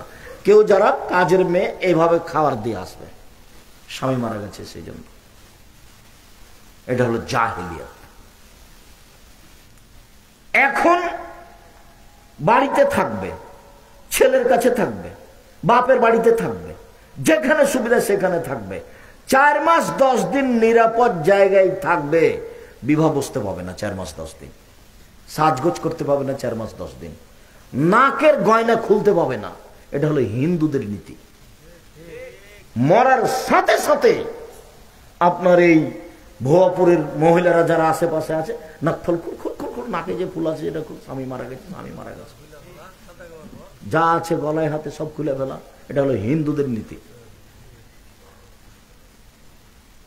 যা আছে ওই মহিলার গায়ে কলায় স্বামী মারা গেছে ওইভাবেই থেকে যাবে, খুলতে হবে না। সাজগোজ করতে পাবে না কতদিন? 4 মাস 10 দিন। সে স্বামীর বাড়িতে থাকবে, যেখানে তার নিরাপদ জায়গা সেখানে থাকবে। তাহলে জাহেলিয়াতের যুগে কি ছিল? 1 বছর। জাহেলিয়াতের যুগে কি ছিল? বাড়ির পিছন দিকে কুঁড়ে ঘর। জাহেলিয়াতের দিকে কি ছিল? ভাঙা প্লেটে খাবার দিতে হবে, ময়লাযুক্ত কাপড় পরে থাকতে হবে। আরো খারাপ নোংরা কথা যে ওই একটা উটের গায়ে গোবর মাখাতে হবে বা উটের গোবর নিজের গায়ে মাখতে হবে এবং লজ্জা স্থানকে উটের গায়ের সাথে ঘষতে হবে পবিত্র হওয়ার জন্য। এটা হলো জাহেলিয়াত আর এটা হলো ইসলাম। আর জাহেলিয়াতের যুগে বাড়ির সামনে পতাকা দেওয়া থাকতো, এই মেয়ের সাথে জেনা করে যে সন্তান হবে সে হবে সমাজের নেতা। তো কত মানুষ আসবে, একটা সময় পর্যন্ত তার সাথে জেনা চলবে। তারপরে যখন ওর সন্তান হবে তখন ওর যাকে ইচ্ছা তাকে ডেকে বলবে এটা আপনার স্বামী, এটা এই ছেলে আপনার, আপনি আমার স্বামী। ছেলে বাছাই করার জন্য শুক্রকীট গ্রহণের জন্য পদ্ধতি চলে, যেটা এখন আবার দেখা দিয়েছে। কাজেই সন্তানের যত ইউটিউব যে কোনো মাধ্যম আছে সব হারাম, একটাও জায়েজ নয়। সরাসরি স্বামীর মাধ্যমে হবে, আর নাহলে এই স্বামী বাদ দিয়ে তুমি আরো রোজ স্বামী ধরো না, বৈধ পথায় কোনো সমস্যা নেই। এই স্বামীর কাছে থাকো 2 মাস 6 মাস, যদি তোমাকে ভালো না লাগে খোলাক তালাক দাও, দিয়ে আর একটা স্বামীর কাছে যাও, দেখো সন্তান হয় কিনা। শরীর তোমাকে বাধা দেয়নি। তুমি এইভাবে শুক্রকীটে সন্তান নিতে গেলে কেন? কে তোমাকে বলেছে? এটা জেনারেট সব যেগুলো নেমে আসছে সেগুলো হচ্ছে নারীদেরকে ধ্বংস করা মৌলিক লক্ষ্য, নারীদেরকে জাহিলিয়াতের যুগে নিয়ে যাওয়া মৌলিক লক্ষ্য। সম্মানিত দিনী ভাই বোন, এইবার আর একটা নীতি দেখাই। আনাস রাদিয়াল্লাহু তাআলা আনহু বলেন, আল্লাহ নবী বললেন, ইন্নাল ইয়াহুদা ইজাহাজাতিল মারাআতু লাম ইয়াকিলুহা লাম ইয়াকিলুহুন্না ওয়া ইউজামিউহুন্না। ইহুদিদের নীতি ছিল মহিলা ঋতুবতী হলে তার সাথে খাওয়া হবে না। ছি ছি ছি ছি ছি ছি, ঋতুবতী হয়েছে, পচে গেছে, ওকে বাড়ির পিছন দিকে রাখো। ওর প্লেট ভিন্ন, ওর বাটি ভিন্ন, ওর থাকার জায়গা ভিন্ন, ও ভিতরে আসতে পাবে না, ওর সাথে মিলামিশা হবে না, ওর সাথে কথাবার্তা হবে না, ও পাতিলে স্পর্শ করতে পাবে না, ও তো পচে গেছে, নষ্ট হয়ে গেছে, ঋতুবতী হয়েছে। যে ইহুদিদের এই নীতি, আপনি বইটা পড়ে দেখেন, কেন এই নির্যাতন কি তার প্রতিকার। বইয়ের নাম কি? কেন এই নির্যাতন কি তার প্রতিকার, কেন এই নির্যাতন কি তার প্রতিকার, কেন এই নির্যাতন কি তার প্রতিকার। সম্মানিত দিনী ভাই বোন, ইহুদি খ্রিস্টানেরা ঋতুবতী মহিলাদের সাথে এইরূপ আচরণ করছে। এবার চলেন, আয়েশা রাদিয়াল্লাহু তাআলা আনহা বলেন, কুনতু আগতাসিলু আনা আন-নবী সাল্লাল্লাহু আলাইহি সাল্লাম ফি ইনাইন ওয়াহিদ ওয়া কিলাহুমা জুনুবুন। আমি এবং আল্লাহর নবী এক পাত্রে অপবিত্র গোসল, ফরজ গোসল পবিত্র হওয়ার জন্য করতাম। আবার বলছেন এক পাত্রে গোসল করতাম, তখন আমি ঋতুবতী। আবার বলছেন ফায়ামুরুনি, তিনি আমাকে আদেশ করতেন আন আত্তাজিরা, আমি লজ্জা স্থানে আমার কাপড় ছাড়া, ছায়া মেক্সি ছাড়া, সালোয়ার কামিজ ছাড়া অতিরিক্ত একটা কাপড় ব্যবহার করব। ফায়ুবাসরুনি, তারপর তিনি আমার গায়ের সাথে, খালি গায়ের সাথে গাও মিলিয়ে রাতে থাকতেন, দিনে থাকতেন। তাহলে ও বের করে দিল, আল্লাহর নবী তাকে ঘরে নিয়ে আসলেন ঋতু অবস্থায়। সে কি স্বাভাবিকভাবে নিয়ে আসলেন? বলছেন যে আমার গায়ের সাথে গাও লাগিয়ে থাকতেন, যখন দুইজনের গায়ের মাঝে কোনো কাপড় নেই। হাদিস বুখারী মুসলিম। এবার কি হলো বলেন তো দেখি? ও ইহুদি খ্রিস্টান নারীদের অবস্থান কোথায় করেছে, আর মুহাম্মদ সাল্লাল্লাহু আলাইহি ওয়াসাল্লাম নারীদের অবস্থান কোথায় রেখেছে? আয়েশা রাদিয়াল্লাহু তাআলা আনহা বলেন, কুনতু আশরাবু সুমা উনাবিলুহু, আমি গিলাসে পানি পান করেছি, অনাহাইজ, তখন আমি ঋতুবতী। তারপর গিলাসটা আমি তাকে দিয়েছি। ফায়ে যাও ফাহু ফিমজে ফিয়ে, তিনি ওইখানে মুখ লাগিয়ে পানি পান করলেন যেখানে আমি মুখ লাগিয়ে পানি পান করেছি। শুধু প্রেম প্রীতি ভালোবাসায় নিয়ে যাবেন না, সমাজ একটা ঠেকিয়ে একটা সমাজ চালু করা হচ্ছে। বুঝাতে পারি না কথা মনে হয়? সামাজিক গতি একটা ঠেকিয়ে কি করা হচ্ছে, আর একটা চালু করা হচ্ছে। সমাজে ইহুদি খ্রিস্টান ভর্তি। আয়েশা রাদিয়াল্লাহু তাআলার নিজস্ব বিবরণ। আয়েশা রাদিয়াল্লাহু তাআলা বলছেন, ওয়াতাররাকুল আরকা, আমি একটা গোশত দাঁতে ছিঁড়ে খেতাম, সুমাউনা বেলহু, তারপর ওই গোশতের টুকরায় রাসূলের হাতে দিতাম। ফায়া যাও ফাউ ফিমজে ফিয়ে, তিনি গোশতের ওখানে মুখ লাগাতেন যেখানে আমি মুখ লাগিয়ে ছিঁড়ে খেয়েছি। ওয়ানা হাইস, তখন আমি ঋতুবতী। আগের যে ইহুদি খ্রিস্টানদের অবস্থা ঋতুবতী নারীর সাথে, যেটা বললাম সেটা ভালো করে মনে রাখতে হবে। ওদের সাথে খাবেও না, ওদের সাথে মিশবেও না। কেন? ঋতুবতী হয়েছে এই জন্য। কথা বুঝাতে পারিনি। আয়েশা রাদিয়াল্লাহু তাআলা আনহা বলেন, আল্লাহর নবী আমাকে বললেন, আয়েশা নাবিল খুমরাতে মিনাল মসজিদে, মসজিদ থেকে জায়নামাজটা দাও তো, আমি সালাত আদায় করবো, জায়নামাজটা দাও। তা আয়েশা রাদিয়াল্লাহু তাআলা বলছেন, ইন্নী হিজত, আমি যে ঋতুবতী। তখন আল্লাহ রাসূল বলছেন, ইন্না হাইজাতাকে লাইসাত ফি ইয়াদিকে, আরে ঋতু তো তোমার হাতে লেগে নেই। হাইজের রক্ত কি তোমার হাতে লেগে আছে? মসজিদে যাও, জায়নামাজ নিয়ে আসো, জায়নামাজ আমাকে দাও। ঋতুবতী অবস্থায় মহিলারা মসজিদে বসে থাকবে। মসজিদে নববীতে একটা ঘর করা ছিল যেখানে যুবতী মেয়ে থাকতো। মসজিদে নববীতে একটা ঘর করা ছিল যেখানে মসজিদে যুবতী মেয়ে থাকতো এবং মসজিদটা ঝাড়ু দিত। ঋতুবতী অবস্থায় ওরা নামিয়ে দিল বাহিরে, একবারে বাড়ির বাহিরে, আর মুহাম্মদ সাল্লাল্লাহু আলাইহি ওয়াসাল্লাম নিয়ে আসলেন ঘরে, মসজিদে। ওটাও বুখারী, এটাও বুখারী। আয়েশা, জি চাটাটা দাও তো মসজিদ থেকে, আমি যে ঋতুবতী। আরে ঋতু কি তোমার হাতে লেগে আছে নাকি? ভাষাটা এরকম। ইন্না হাইজাতাকা লাইসাত ফি ইয়াদিকে, তোমার হাইজের রক্ত তোমার হাতে লেগে নেই, তুমি মসজিদে যাও, এটা নিয়ে এসে দাও।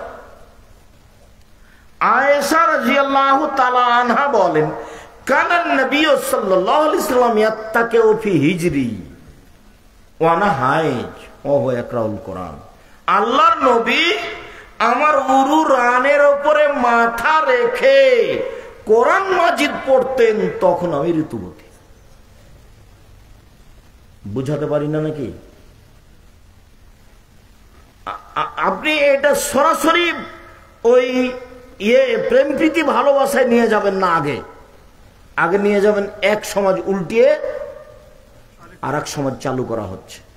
যার কারণে প্রথমে ও হাদিসটা পেশ করেছি, ওদের আচরণ, ওরা নারীদের সাথে খাবে না, ওরা নারীদেরকে বাড়িতে থাকতে দিবে না, ঋতু হয়েছে সেই জন্য, হাইজ হয়েছে সেই জন্য।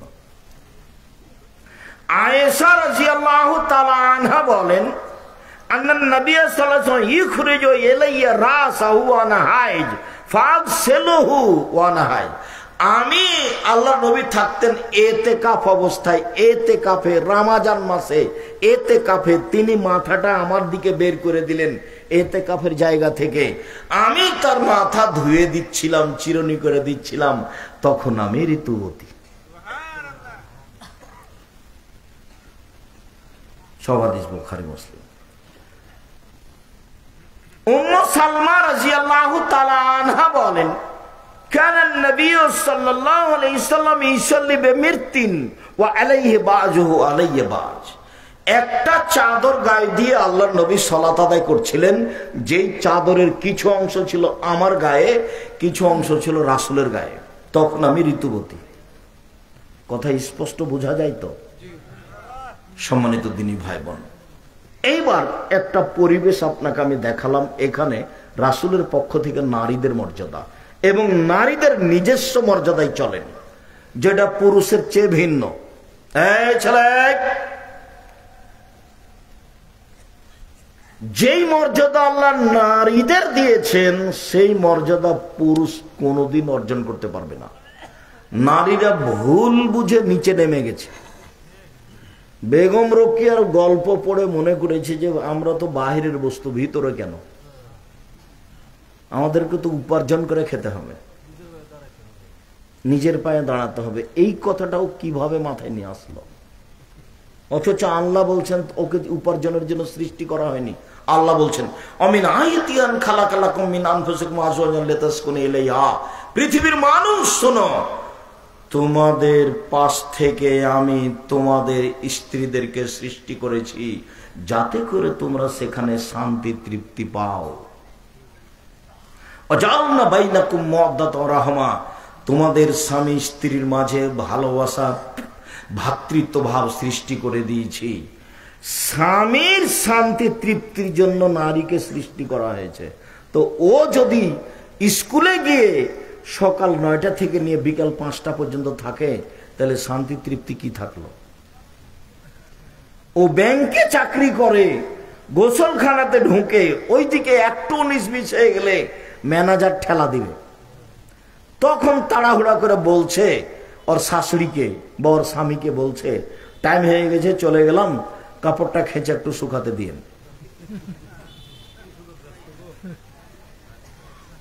এই জন্য তো আল্লাহ তাকে সৃষ্টি করেননি। সম্মানিত দিনী ভাই বোন, আল্লাহ বলছেন তাহলে এখানে শান্তি তৃপ্তি, চলেন ওখানে। নিসাউকুম হারসুল লাকুম ফাতু হারসাকুম আন্না শাইতুম। পৃথিবীর মানুষ তোমাদের স্ত্রী তোমাদের জমি, পৃথিবীর মানুষ তোমাদের স্ত্রী তোমাদের ক্ষেত, তোমরা তোমাদের খেতে আসো তোমাদের ইচ্ছা মতো। তোমাদের যেটা শান্তি তৃপ্তি হবে সেটা তো হবেই। তোমাদেরকে ক্ষেত আবাদ করে পরবর্তী বংশসূত্র বহাল রাখতে হবে, ধারাবাহিকভাবে মানুষ বহাল রাখতে হবে। তোমরা ওই পরিবারে বিবাহ করো যেই পরিবারের মায়ের ছেলে মেয়ে বেশি, তাহলে তোমার স্ত্রীর ছেলে মেয়ে বেশি হবে। ফানকে হলো দুদাল ওলুদা ফাইনি মুকাসসারুম বিকুম ইয়াউমাল কিয়ামা। তোমরা ওই মেয়েকে বিবাহ করো যেই মায়ের ছেলে মেয়ে বেশি, তাহলে সন্তান বেশি হবে। বিচারের মাঠে আমি মুহাম্মদ সাল্লাল্লাহু আলাইহি সাল্লাম আমার উম্মতের সংখ্যা বেশি হবে, এটাতে আমি গর্ব করব। আমার উম্মত সবচেয়ে বেশি। যখন মুসা আলাইহিস সালামের জনগণ দেখব, তখন আমার খালি সন্দেহ ধাক্কা খাবে, এরা কারা, এরা কার, এরা কে? মুসা আলাইহিস সালাম, মুসা আলাইহিস সালাম, এত মানুষ, মানে সন্দেহ কাজ করছে এখনো। তারপরে যখন দেখবেন হাজারো লাখো মানুষ, এটাকে এটা আপনার উম্মত। তো মুহাম্মদ সাল্লাল্লাহু আলাইহি সাল্লামের একটা গর্ব বহাল রাখার জন্য একটা ছেলে দিয়ে কি করবেন? দুনিয়ার বদ। ও তো আদর, আদর তো গতিতে থাকতে হবে। আদর যদি উল্টা পথে চলে তাহলে তার স্বভাব চলবে উল্টা পথে। আর যেদিন আমি আদর্শ পরিবার নিয়ে আলোচনা করব সেদিন আপনাকে দেখাবো একচাটিয়ে কিভাবে আল্লাহর নবী বাপ মাকে দায়ী করেছেন ছেলে মেয়ে লালন পালন করার ব্যাপারে। সম্মানিত দিনী ভাই বোন, বলছিলাম এবার একচাটিয়া নারীদের মর্যাদা আল্লাহ রাসূল কিভাবে দিয়েছেন পুরুষ থেকে ভিন্ন করে তা দেখি। প্রথমত দু একটা আয়াত শোনাই যে আল্লাহ বলছেন অকারনা ফি বুয়ুতিকুন্না ওয়ালা তাবাররাজনা তাবাররুজাল জাহিলিয়াতিল উলা। হে মুসলিম মহিলা, বর্ণতার যুগে, বর্বরতার যুগে, অসভ্যতার যুগে, জাহিলিয়াতের যুগে নারীরা যেভাবে প্রদর্শনী দিয়ে চলতো সেইভাবে তোমরা চলো না। তাহলে এখন রাস্তাঘাটে নারীকে যেভাবে দেখছেন সেভাবে জাহিলিয়াতের যুগে ছিল। জাহিলিয়াতের যুগ মানে আমাদের নবী আসার পূর্বে। জাহিলিয়াতের যুগ মানে আমাদের নবী আসার পূর্বে নারীদের অবস্থা এইরকমই ছিল। এখন আপনি দেখছেন যা, এর চেয়ে খারাপ। ইমরুল কায়েসের একটা ঘটনা আপনাকে শোনাই, সাবু মোয়াল্লাকার। ইমরুল কায়েস যেসব মেয়েরা কাপড় উপরে খুলে রেখে পুকুরে গোসল করতে নেমেছে, তখন ইমরুল কায়েস সব কাপড়টি নিয়ে গাছের উপরে উঠে বসে আছে। তো বলছে যে এই আমাদের কাপড় কে নিল রে, কে নিল রে? তো দেখ ইমরুল কায়েস এসেছে মনে হয়। তো দেখছে ওই যে ইমরুল কায়েস গাছের উপরে আমাদের কাপড় নিয়ে বসে আছে। সবকে একা একাই পানি থেকে উঠে ওর হাত থেকে কাপড় নিতে হবে। এগুলো লেখা আছে ঘটনা। জাহেলিয়াতের একটা আপনাকে বাস্তব ঘটনা দেখালাম, ওগুলো তো বুখারী মুসলিমের হাদিস। সম্মানিত দিনী ভাই বোন, দেখাচ্ছি তাদের মর্যাদা। আব্দুর রহমান আওফ রাদিয়াল্লাহু তাআলা আনহু বলেন রাসূল সাল্লাল্লাহু আলাইহি সাল্লাম বলেছেন নারীরা যদি 4টা কাজ করতে পারে জান্নাতের সব দরজা খোলা। পুরুষ এমন কোন 4টা কাজ নাই জীবনে পুরুষের যে 4টা কাজ করে জান্নাতে চলে যাবে, এরকম সুবিধা পুরুষের নেই। নারী 4টা কাজ করলে জান্নাতের সব দরজা খোলা। 1 5 ওয়াক্ত সালাত, 2 রমজান মাসে রোজা, 3 স্বামীকে মেনে চলা, তিতা লাগলে মিঠা লাগলেও, 4 জেনায় লিপ্ত না হওয়া। জান্নাতের সব দরজা খোলা। কেউ যদি বলে আব্দুর রাজ্জাক সাহেব থামেন থামেন থামেন, আমরা একদিন শুনেছিলাম যে ওযু করার পরে কেউ যদি বলে আশহাদু আল্লা ইলাহা ইল্লাল্লাহু ওয়াহদাহু লা শারীকা লাহু ওয়া আশহাদু আন্না মুহাম্মাদান আবদুহু রাসূলুহু, তাহলে তার জন্য জান্নাতের সব দরজা খোলা। তো এটা পুরুষ নারী সবাই সমান না শুধু পুরুষের এটা হলো? সবার সমান। তাহলে আপনি পুরুষের জন্য এই সুযোগ দেখাতে পারবেন না। এটা হলো নারীদের পার্সোনাল মর্যাদা। এটা কোনদিন আর জীবনে কোথাও বের করতে পারবেন না যে 4টা কাজে করলে জান্নাতের সব দরজা খোলা। কেউ যদি এটা পেশ করে, এ দেখেন শোনেন শোনেন, আল্লাহ নবী বলেছেন ওযু করার পরে যদি কেউ বলে আশহাদু আল্লা ইলাহা ইল্লাল্লাহু ওয়াহদাহু লা শারীকা লাহু ওয়া আশহাদু আন্না মুহাম্মাদান আবদুহু রাসূলুহু, তাহলে জান্নাতের সব দরজা খোলা। তাহলে এটা কি তার কথাটা টিকবে? মহিলা যদি বলে ওযু করার পরে তো তারও, পুরুষ যদি বলে ওযু করার পরে তো তারও। আল্লাহ রাসূল বলেছেন শোনো, কারো যদি অসুখ বিসুখ হয়, অসুখ হলে ডাক্তারের কাছে যাবেন না, এ নীতি বাতিল। অসুখ হলে থামেন, আগে কয়েকদিন থামেন, ধৈর্য ধারণ করেন। অসুখ হয়নি, খালি দেখা দিয়েছে তাই সিঙ্গাপুর, এটা ভুল। অসুখ হলো নেকি পাপ মুছে যাওয়ার মাধ্যম। 1 মিনিট, যেহেতু কথাটা চলে এসেছে কাজে 2টা কথা বলছি। 1, রাসূল সাল্লাল্লাহু আলাইহি ওয়াসাল্লাম বলেছেন অসুস্থ হওয়ার পরেও কেউ যদি বলে আলহামদুলিল্লাহ, তাহলে লোকটা হয়ে যাবে সেই দিনের মতো যেদিন তার মা তাকে জন্ম দিয়েছে। তাহলে এই কথাটা পুরুষের জন্য খাস না সবার জন্য? সবার জন্য। আর একটা কথা যেটা অসুস্থতার সাথে খাস, আমাদের সাথে নয়, এখনকার আলোচনার সাথে নয়। তো রাসূল সাল্লাল্লাহু আলাইহি সাল্লাম বলছেন এই মেয়েটা জান্নাতি, এই মেয়েটা জান্নাতি, এই মেয়েটা। আব্দুল্লাহ ইবনে আব্বাস বলছেন যে এই মেয়েটা জান্নাতি। কেন? এই মেয়েটা রাসূলের কাছে এসেছিল, এসে বলল যে আপনি একটু আল্লাহ নবীর কাছে দোয়া কর, আল্লাহর কাছে দোয়া করেন। কেন? আমি মির্গির রোগে আক্রান্ত, উল্টে পড়ে যাই, আবার কাপড় খুলে দিই, উলঙ্গ হয়ে যাই। তখন আল্লাহ রাসূল বলছেন, দেখো ইনতাসবিরি ইসবিরি, তুমি যদি ধৈর্য ধারণ করতে পারো তো তুমি ধৈর্য ধারণ করো, তোমার জন্য জান্নাত হবে, ফল ভালো হবে। আর যদি ধৈর্য ধারণ করতে না পারো তো চিকিৎসা করতে পারো। তাহলে ঠিক আছে আল্লাহ নবী, আমি ধৈর্য ধারণ করলাম, আমি মির্গির রোগে উল্টে পড়ে যাই, আমি চিকিৎসা করব না, তবে একটু দোয়া করেন আমি যেন ওই সময়তে অজ্ঞানে কাপড় খুলে না দিই। আচ্ছা ঠিক আছে, তোমার জন্য দোয়া করলাম। এখন আরো কাপড় খুলে দেয় না, মির্গির কারণে উল্টে পড়ে যায়। এখন আব্দুল্লাহ ইবনে আব্বাস বলছেন, এ দেখেন এই হলো জান্নাতি নারী। আল্লাহ নবী বলেছেন এই অসুখের উপরে ধৈর্য ধারণ করেছে, এই জন্য জান্নাতে যাবে। তা এখন যদি কারো বেশি অসুখ হচ্ছে, তাহলে গ্রামবাসী বলছে যে কত যে পাপ করেছে, মানে ধর্ম কর্মর সাথে কারো সম্পর্ক নাই, কি পড়লো না পড়লো, নাকি মাস্টার ডিগ্রি পাস করেছে। আর তোমাদের ভুয়াপুরের বড় ডাক্তারের কথা তো তোমাদের বলেছি, যে পিজি হাসপাতালে চাকরি করছে, লন্ডন থেকে পড়ে এসে 3 লক্ষ টাকা বেতন। তো সেদিন আমাদের গ্রামে আসলো, গাড়ি থেকে নামলো, দেখলাম যে প্যান্ট পরে আছে, টাকনোর নিচে আছে, দাড়ি চাঁচা আছে, গলায় টাই আছে, হাতে সিগারেট আছে। একটু পরে দেখলাম যে বৌমা গাড়ি থেকে নামলো, গায়ে হালকা হালকা কাপড় আছে। একটু পরে দেখলাম নাতনি গাড়ি থেকে নামলো, গায়ে কাপড় নাই। একটু পরে দেখলাম গাড়ির পিছন দিকে কুকুর আছে। ফলাফল হলো এইটা। আর একটু দেখবেন আপনার ছেলেটা একেবারেই শয়তান। সেটা কি? এই গ্রামের একটা বৃদ্ধ মানুষ গেছে চিকিৎসার জন্য, তার 5-7টা দিয়েছে, টেস্ট দিয়েছে, জানে যে এতগুলো লাগবে না। তারপরেও যখন ফলাফল এসেছে তখন ঔষধ লিখেছে ওই কোম্পানির, যে কোম্পানি তাকে টাকা দেয়, ও জানে যে এর চেয়ে ভালো ওষুধ আছে। তাহলে এবার আপনার টাকার খবর কি? আপনি যে লাখ লাখ টাকা খরচ করলেন পড়ানোর জন্য, এবার আপনার কি অবস্থা? এখন বলতে হবে আস্তাগফিরুল্লাহ ওয়া আতুবু ইলাইহি, ছেলের পিছনে যাহা করিয়াছি, ভুল করিয়াছি, তুমি আমাকে মাফ করিয়া দাও। আমি কান্নাকাটি করে তোমার দরবারে প্রার্থনা করি, আমার ছেলে আমাকে ফিরিয়ে দাও। আমি এই ছেলে চাইনি, মুহাম্মদ সাল্লাল্লাহু আলাইহি সাল্লামের নীতিতে আমার ছেলে থাকবে, এটা আমি চেয়েছি, তুমি ছেলে ফিরিয়ে দাও।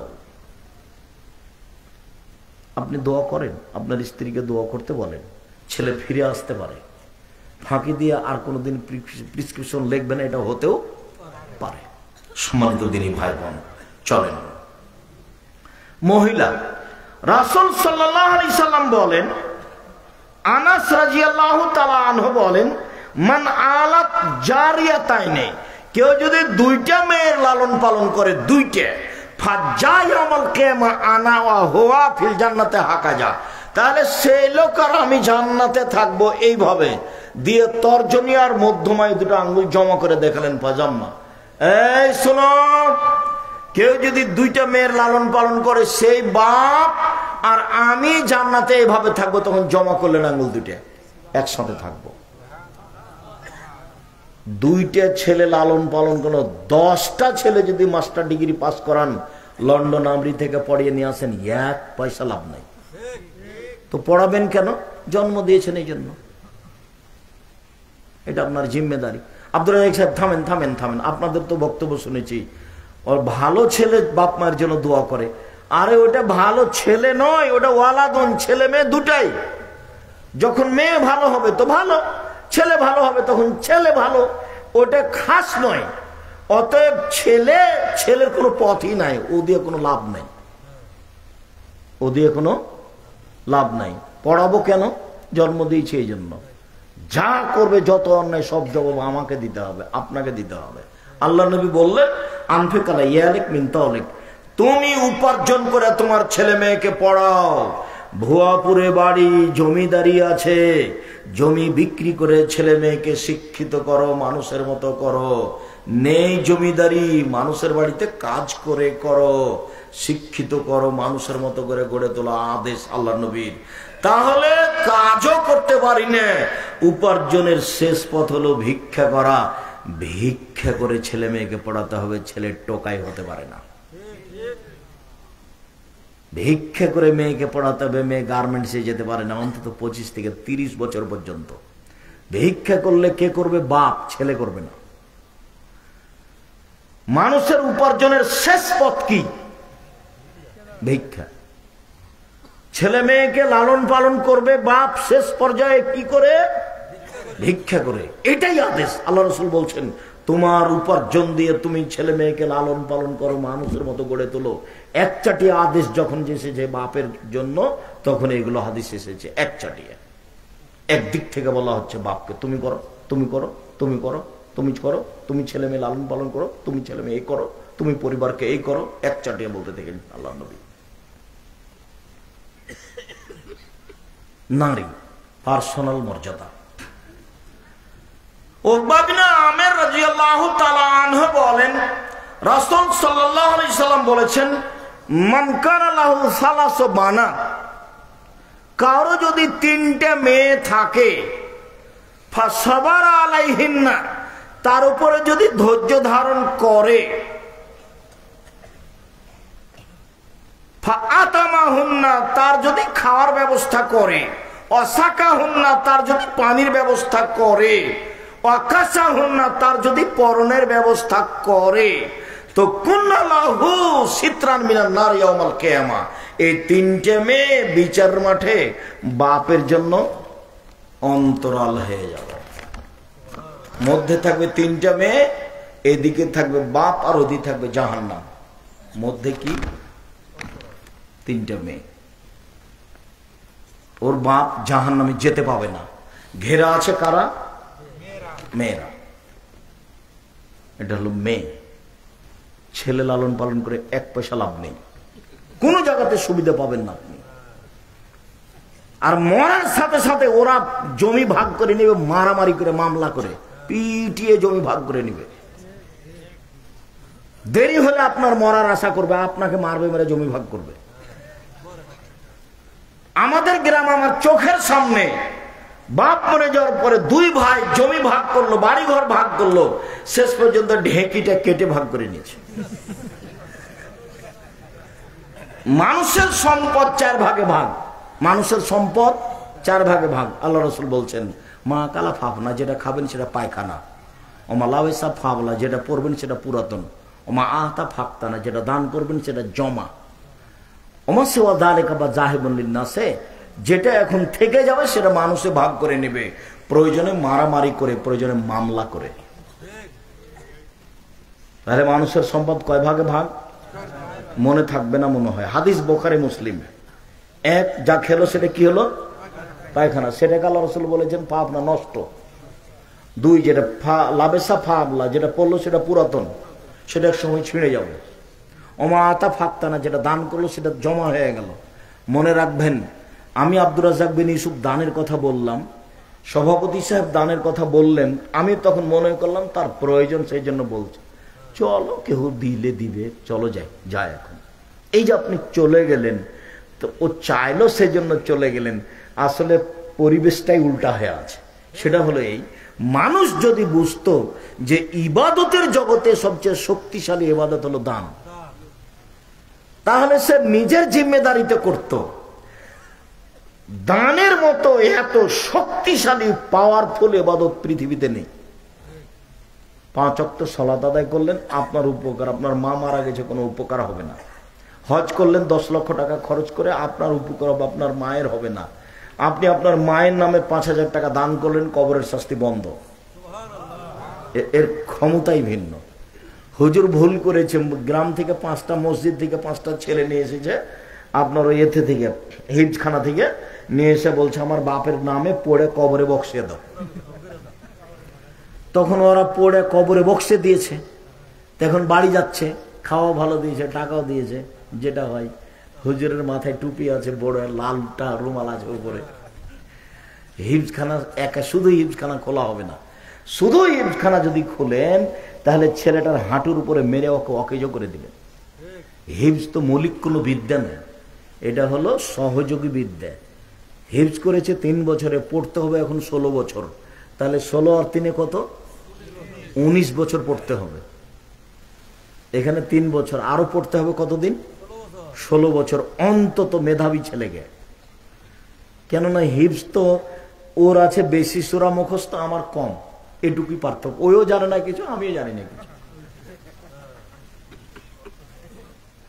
যার কারণে হিফজখানা খুলতে হবে কেতাবখানার সাথে, কেতাবখানা সহ। শুধু বাপের নামে হিফজখানা খুলেছে, মাস্টার ডিগ্রি পাস করেছে, পাইলট ছিল, টাকা পয়সা হয়েছিল, বাপের নামে একটা এতিমখানার হিফজখানা খুলেছে, ওটা কিছুই না, ওটা একটা জিরো। ওটা কি? শুধু কোরআন পড়ে বক্সে দিবে এই জন্য, অথচ কেউ বুঝলো না যে কোরআন বক্সানো যায় না। ধর্ম পৈতৃক সম্পত্তি কোরআন, কোরআন পড়ার পরে বলছে আপনার বাপের কবরে বক্সে দিলাম। আরে বোকা মানুষ, অক্ষর পরে 10 নাকি হয়তো, কেমনে বক্সাবে? যে পড়েছে সেই পাবে, যে পড়েছে সেই পাবে। আবার বাড়ি যাচ্ছে 10টা ছেলে খাওয়া দাওয়ার পরে, তখন বলছে তুই কতটুকু পড়েছিস? আমি 1 পৃষ্ঠা পড়েছি। তুই? আমি হাফ পৃষ্ঠা। তুই? আমি একটুকু পড়িনি, খালি এরকম যোগ ছিল। এইভাবে দেয়া রাখে, স্বভাব এইভাবে গড়ে উঠেছে। আর এটা কোনো নিয়ম নয়।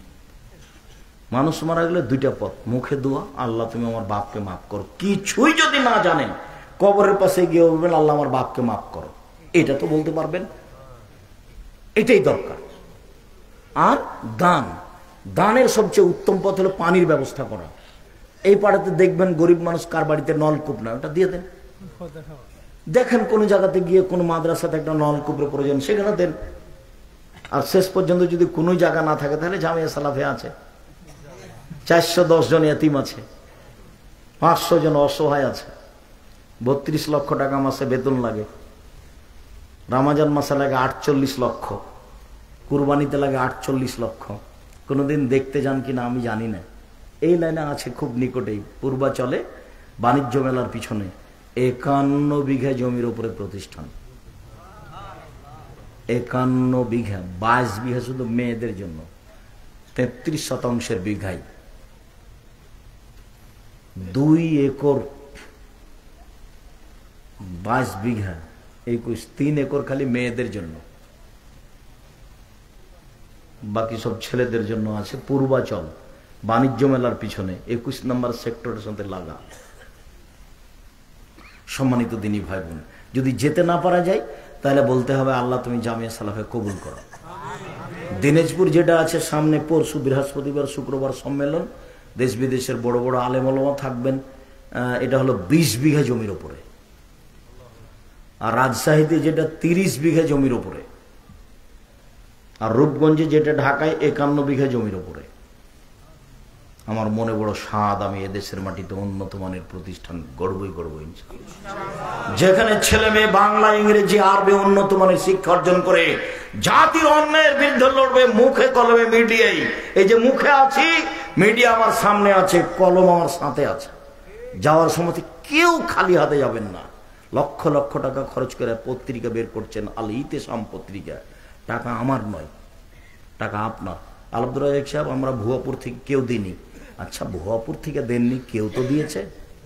টাকা তো আমি বানাই না, আর আমি অত পত্রিকা আমার টাকা দিয়ে আমি ছাপাতেও পারবো না। ওই যে 32 লক্ষ টাকা মাসে বেতন লাগে, ওটা আমি দিই, ওটা ভুয়াপুরের লোক দেয় না, কেউ নাই। কেউ তো আছে, এই দেশে আছে, আর না হলে বিদেশে কাজ করতে গেছে তারা আছে। জামিয়া সালাফে বৈদেশিক সংস্থা দিয়ে চলে না, জামিয়া সালাফে কোনো বৃত্তশালী দিয়ে চলে না। জামিয়া সালাফি আমি আর আপনি চালাই, যারা 5-10 হাজার টাকা দিই, 2000, 1500 টাকা দিই, তারাই চালাই। একটু আগে একটা লোক মনে হয় 2000 টাকা দিয়ে আসলো, তার মানে ওভাবেই চলে। আপনি মনে করবেন না যে জামিয়া সালাফে কিভাবে চলে, আমিও জানি না কিভাবে চলে। তা মানুষ আমার সাথে যারা সাক্ষাৎ করে, তারা এভাবে লোক সাক্ষাৎ করে। জামিয়া সালাফের কোনো রসিদ বাহিরে ব্যবহার হয় না, কোনো শিক্ষক আদায় করতে পাবে না। 25 তারিখ থেকে নিয়ে 1 তারিখের মধ্যে সে বেতন নেবে, বেতন নিয়ে পরিবার নিয়ে থাকবে, খাবে। এই নিয়ে তার কোনো চিন্তা ভাবনায় প্রতিষ্ঠান কিভাবে চলে ও নিজে জানে না, কোনো শিক্ষক শিক্ষিকা জানে না প্রতিষ্ঠান কিভাবে চলে। প্রতিষ্ঠানের রসিদ বহি বাহিরে ব্যবহার হয় না, কেউ নিয়ে ওটা আদায় করতে যেতে পাবে না, গেলে তার বিচার হবে। তো কিভাবে চলে? আপনি দিয়ে আসবেন, কি দিয়ে আসবো? 10 টাকা। ওতে অনেক আছে, বরকত আছে। ক্ষুদ্র ক্ষুদ্র ফোটাই ফোটাই ফোটাই সাগর তৈরি হয়। সম্মানিত দিনী ভাই বোন, চলেন, নারীর মর্যাদা আমার চেয়ে আপনার চেয়ে ভিন্ন। আবু সাঈদ খুদরি রাদিয়াল্লাহু তাআলা আনহু বলেন, রাসূল সাল্লাল্লাহু আলাইহি সাল্লাম বলেছেন, মান আলা সালাসা বানাতিন, কেউ যদি 3টা মেয়ের লালন পালন করে, ফালাহুল জান্নাহ, সে জান্নাতে যাবে। এতক্ষণ ছিল অন্তরাল হবে, এবার জান্নাত ঘোষণা হয়ে গেল। চলেন, আয়েশা রাদিয়াল্লাহু তাআলা আনহা বলেন, আল্লাহর নবী, একটা মহিলা আমার বাড়িতে এসে খেতে চাইলো, তার সাথে 2টা মেয়ে ছিল। তো আমি সারা বাড়ি তল্লাশি চালালাম, বাড়িতে কোনো কিছু খাওয়ার নাই, একটা খেজুর মাত্র, একটা খেজুর নিয়ে এসে আমি মহিলাটার হাতে দিলাম, এই দেখো নাও, আমার বাড়িতে এই মুহূর্তে কোনো কিছু খাওয়ার নাই, মাত্র একটা খেজুর। আল্লাহর নবী মহিলাটা খেজুরটা হাতে নিয়ে 2 টুকরা করলো, 2 টুকরা করে 2 মেয়ের হাতে দিল। 2 মেয়ে খেয়ে নিল, ও নিজে খেলো না, উঠে চলে গেল। দৃশ্য আমাকে অবাক করে দিল। আল্লাহ রাসূল বলছেন, আয়েশা, কেউ যদি 3টা মেয়ের লালন পালন করে, কেউ যদি মেয়ের লালন পালন করে, বিচারের মাঠে মেয়ে হবে অন্তরাল, বিচারের মাঠে মেয়ে হবে অন্তরাল। ওইদিকে থাকবে জাহান্নাম, আর মধ্যে থাকবে মেয়ে, আর এদিকে থাকবে তার বাপ। মধ্যে আছে কে? মেয়ে। ওদিকে আছে জাহান্নাম, আর এদিকে মেয়ের বাপ। সব বুখারী মুসলিম হাদিস, একটা না। সম্মানিত দিনী ভাই বোন, নারীদের পার্সোনাল মর্যাদা। আবু হুরায়রা রাদিয়াল্লাহু তাআলা আনহু বলেন, রাসূল সাল্লাল্লাহু আলাইহি ওয়াসাল্লাম বলেছেন, আন-নাবিয়্যু ফিল জান্নাহ, নবী জান্নাতে যাবে, ওয়াস-সিদ্দীকু ফিল জান্নাহ, সত্যবাদী জান্নাতে যাবে, ওয়াস-শাহিদু ফিল জান্নাহ, শহীদেরা জান্নাতে যাবে, ওয়ান-নিসাউ মিন আহলিল জান্নাহ, ওই মহিলারাও জান্নাতে যাবে। স্বামী যদি কোনো কারণে রাগ করে, তাহলে হাত ধরে বলে, যতক্ষণ পর্যন্ত আপনি খুশি না হবেন ততক্ষণ পর্যন্ত আমি কিছু খাবো না। এই নারী জান্নাতি নারী। আবু হুরায়রা রাদিয়াল্লাহু তাআলা আনহু বলেন, রাসূল সাল্লাল্লাহু আলাইহি ওয়াসাল্লাম বলেছেন, আদ-দুনিয়া কুল্লুহা মাতা, সারা পৃথিবী সম্পদ, খায়রু মাতা'id দুনিয়াল মারাতুস সালেহা, সবচেয়ে দামি সম্পদ ভালো নারী। কই সবচেয়ে দামি সম্পদ ভালো ছেলে একবারও যে আসে না। সব তো ধারাবাহিক হাদিস, সব বুখারী মুসলিমের হাদিস, সব ধারাবাহিক। গোটা পৃথিবী সম্পদ, সবচেয়ে দামি সম্পদ ভালো নারী। এবার আল্লাহ রাসূল বলছেন, আর বনলি সাদা, 4টা জিনিস আছে যার সুখময় জীবন তার, 4টা জিনিস আছে যার সুখময় জীবন তার, 4টা জিনিস নেই যার দুঃখময় জীবন তার, 4টা জিনিস নেই যার দুঃখময় জীবন তার, 4টা জিনিস আছে যার সুখময় জীবন তার। 1, আল-মারাতুস সালেহা, ভালো নারী। আপনার নাম আসবে না, একবার আসবে না, দেখেন সিরিয়ালে। 2, ভালো প্রতিবেশী। 3, ভালো গাড়ি। 4, প্রশস্ত ঘর।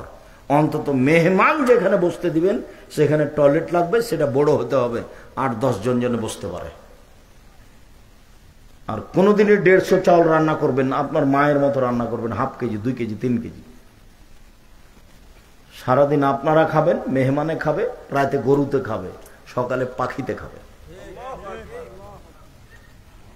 আর আজকে ঘোষণা করে দিবেন, মাকে বলে দিবেন, আম্মা আপনি আমার কোনো ভাইয়ের কাছে যাবেন না, আমার কাছে থাকবেন, খাবেন। বোনেরা আমার কাছে আসবে, থাকবে, খাবে। আমার ভাইটা ভাগ্নে আমার কাছে আসবে, থাকবে, খাবে। আমার আব্বার যত বন্ধু বান্ধব যে যেখান থেকে আমার থেকে আসবে, খাবে। জানেন না আম্মা, আমি আর আমার স্ত্রী খাচ্ছি, 2 জনের রিজিক আমার হাতে হচ্ছে। আমার ভাগ্নি আসলো, 3 জনের রুজি আমার হাতে হচ্ছে। আমার দুলা ভাই আসলো, 4 জনের রুজি আমার হাতে হচ্ছে। আমার আব্বার 10 জন বন্ধু আসলো, দেখলাম যে সবার রুজি আমার হাতে হচ্ছে। আম্মা আমার রুজিতে আল্লাহ বরকত দিয়ে দিয়েছে, কোথাও খাবেন না। কেন ভাগ করে রেখেছেন? 2 দিন 3 দিন করে মাকে ভাগ করে নিয়েছে। দুনিয়ার বউ তো তোমার, তুমি ভালো জানো তোমার বউ কি করে। ঠিক মতো তো খাবার দেয় না, আর যেদিন তোমার মায়ের পালি সেদিন কি রান্না করে সেটা তুমি ভালো জানো। তুমি তো বাহির ঘুরে বেড়াও, তুমি তো আর বুঝতে পারো না। শোনো, একদিন তুমি ছিলে তোমার মায়ের কোলে, এখন তোমার মা তোমার কোলে। একদিন তুমি ছিলে তোমার মায়ের কোলে, এখন তোমার মা তোমার কোলে। তোমার বোনেরা শ্বশুর বাড়ি চলে গেছে, তারা কেউ আসতে পাবে না। তোমার বউ তোমার মায়ের খিদমত করবে না, এজন্য যে তোমার মা তোমার বউকে গালি দেয়, আর মন চায় না। এটাই বাস্তব। খুব কম বউ আছে এটা শাশুড়ির সাথে চলতে পারে।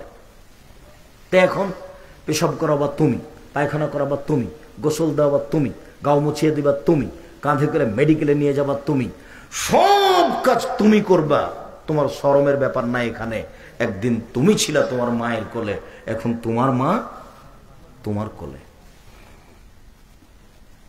একবারে জীবন বাজি রেখে তাকে ভালোবাসার চেষ্টা করবে, জীবন বাজি রেখে।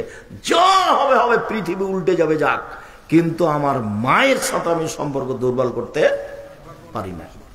আমার মায়ের মুখ দিয়ে যদি সর্বদা আমার বিরুদ্ধে গালি বের হয়, তবু ওইটা আমি কানে নিবই না। আমার মায়ের খারাপটা সব আমার কাছে ভালো, যা গালি দিচ্ছে সব আমার কাছে ভালো। মনে রেখো, চারটে জিনিস আছে যার, সবকিছু আছে তার। এক নম্বরে কি আছে?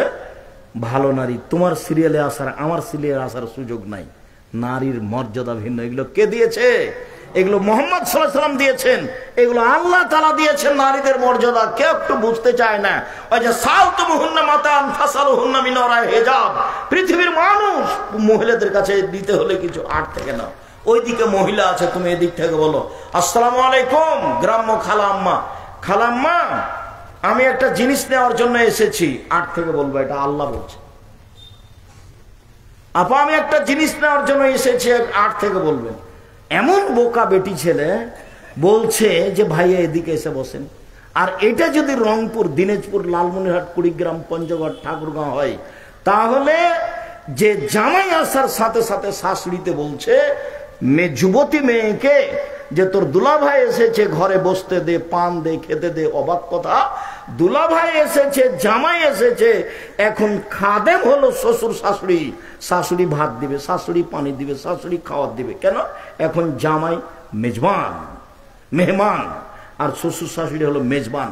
এবার শ্বশুর শাশুড়ি যখন জামাইয়ের বাড়ি যাবে, তখন শ্বশুর শাশুড়ি হবে মেহমান আর জামাই হবে মেজবান। তো এখন আপনি আপনার স্ত্রী দুজন খিদমত করবেন। কেন আপনার স্ত্রী আপনার মেয়েকে ওখানে পান দিয়ে পাঠালো, আর একটা দিয়েছেন বিবাহ সূত্রে, আর একটা ফাও দিলেন কেন? এ কোন নোংরা নীতি, এ কোন জঘন্য নীতি, এ কোন বর্বর নীতি, এ কোন অসভ্য নীতি। এই মহিলাই খারাপ। মহিলা পরিবারকে ধ্বংস করেছে। ভুলে যাচ্ছেন কেন জাবেরের ঘটনা? নারী যদি ঠিক থাকে, পরিবার ঠিক থাকবে। আলোচনার শেষের দিকে চলে আসলাম, অন্তত আজকের মতো শেষের দিকে চলে যাচ্ছি। নারী যদি ঠিক থাকে, পরিবার ঠিক থাকবে। তাই তো জাবের বললেন, ভালো করে খেয়াল করতে হবে। তাই তো জাবের বললেন, জাবের বলছেন আল্লাহর নবীর সাথে আমরা যুদ্ধ করে আসছিলাম, মদিনায় ঢুকবো। তখন আল্লাহ রাসূল রাতে বলেন, এই থামো থামো, সবাই এখানে থাকো, আমরা সকালে মদিনায় ঢুকবো। আমি জাবের বললাম, আল্লাহর নবী আমি নতুন বিবাহ করেছি, আমাকে বাড়ি যেতে অনুমতি দেন।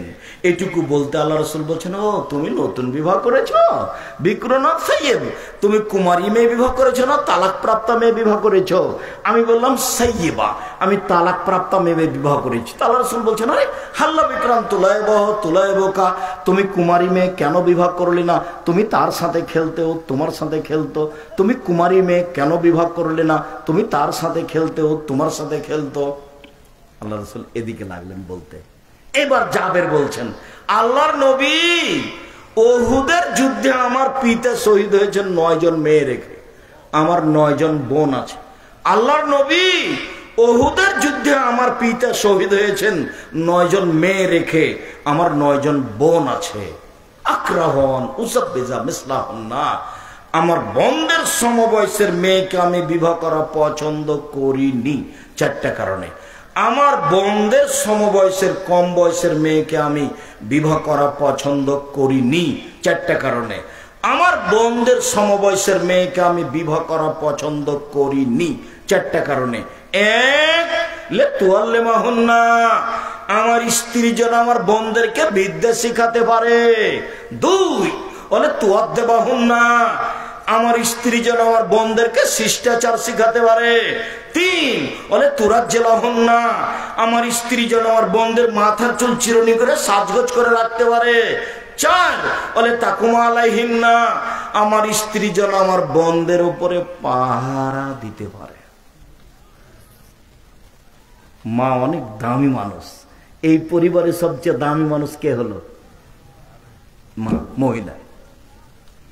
এখন পর্যন্ত পুরুষের কোনো কথা আসলো না।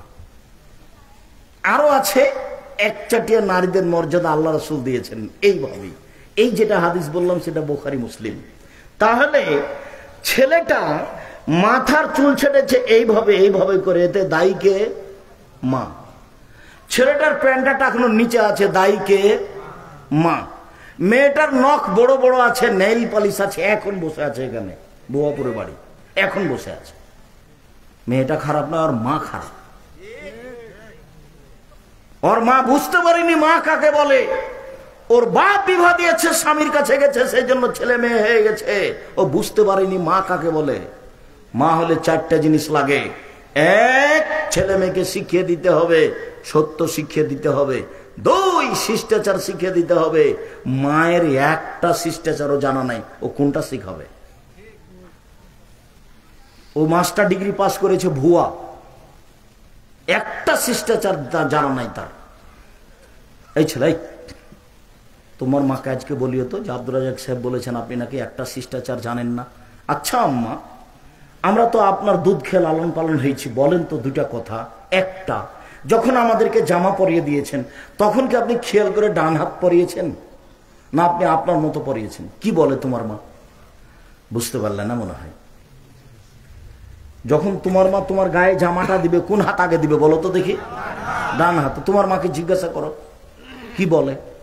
আচ্ছা মা, আমরা তো দুধ খেয়ে আপনার মানুষ হয়েছি, তা আপনি যখন যতবার দুধ খাইয়েছেন ততবার কি বিসমিল্লাহ বলেছেন? না হলে তো এই দুধ শয়তানও খেয়েছে। তোমার মা কথায় কথায় হেরে যাবে। তোমার মা মা নয়, এটা একটা হস্তিনী মা। এ সংসার বানাতে আসেনি, এ সংসার ধ্বংস করতে এসেছে। তোমার মাই পরিবারকে কবর দিয়েছে, যে দেখো বুখারীর হাদিস। 1, শিখাবে মা। 2, শিষ্টাচার শিখাবে মা। 3, সাজগোজ করে রাখবে মা। 4, পাহারা দিবে মা। ছেলে মেয়েকে কে পাহারা দিবে? মা। সব একচাটিয়া মহিলাদের মর্যাদা। যেই মহিলাকে ইহুদি খ্রিস্টান বাইরে রেখেছে, বাড়ির পিছন দিকে রেখেছে, যার খাওয়ার প্লেটটা ময়লা যুক্ত, ছাই লেগে থাকবে, ময়লা লেগে থাকবে।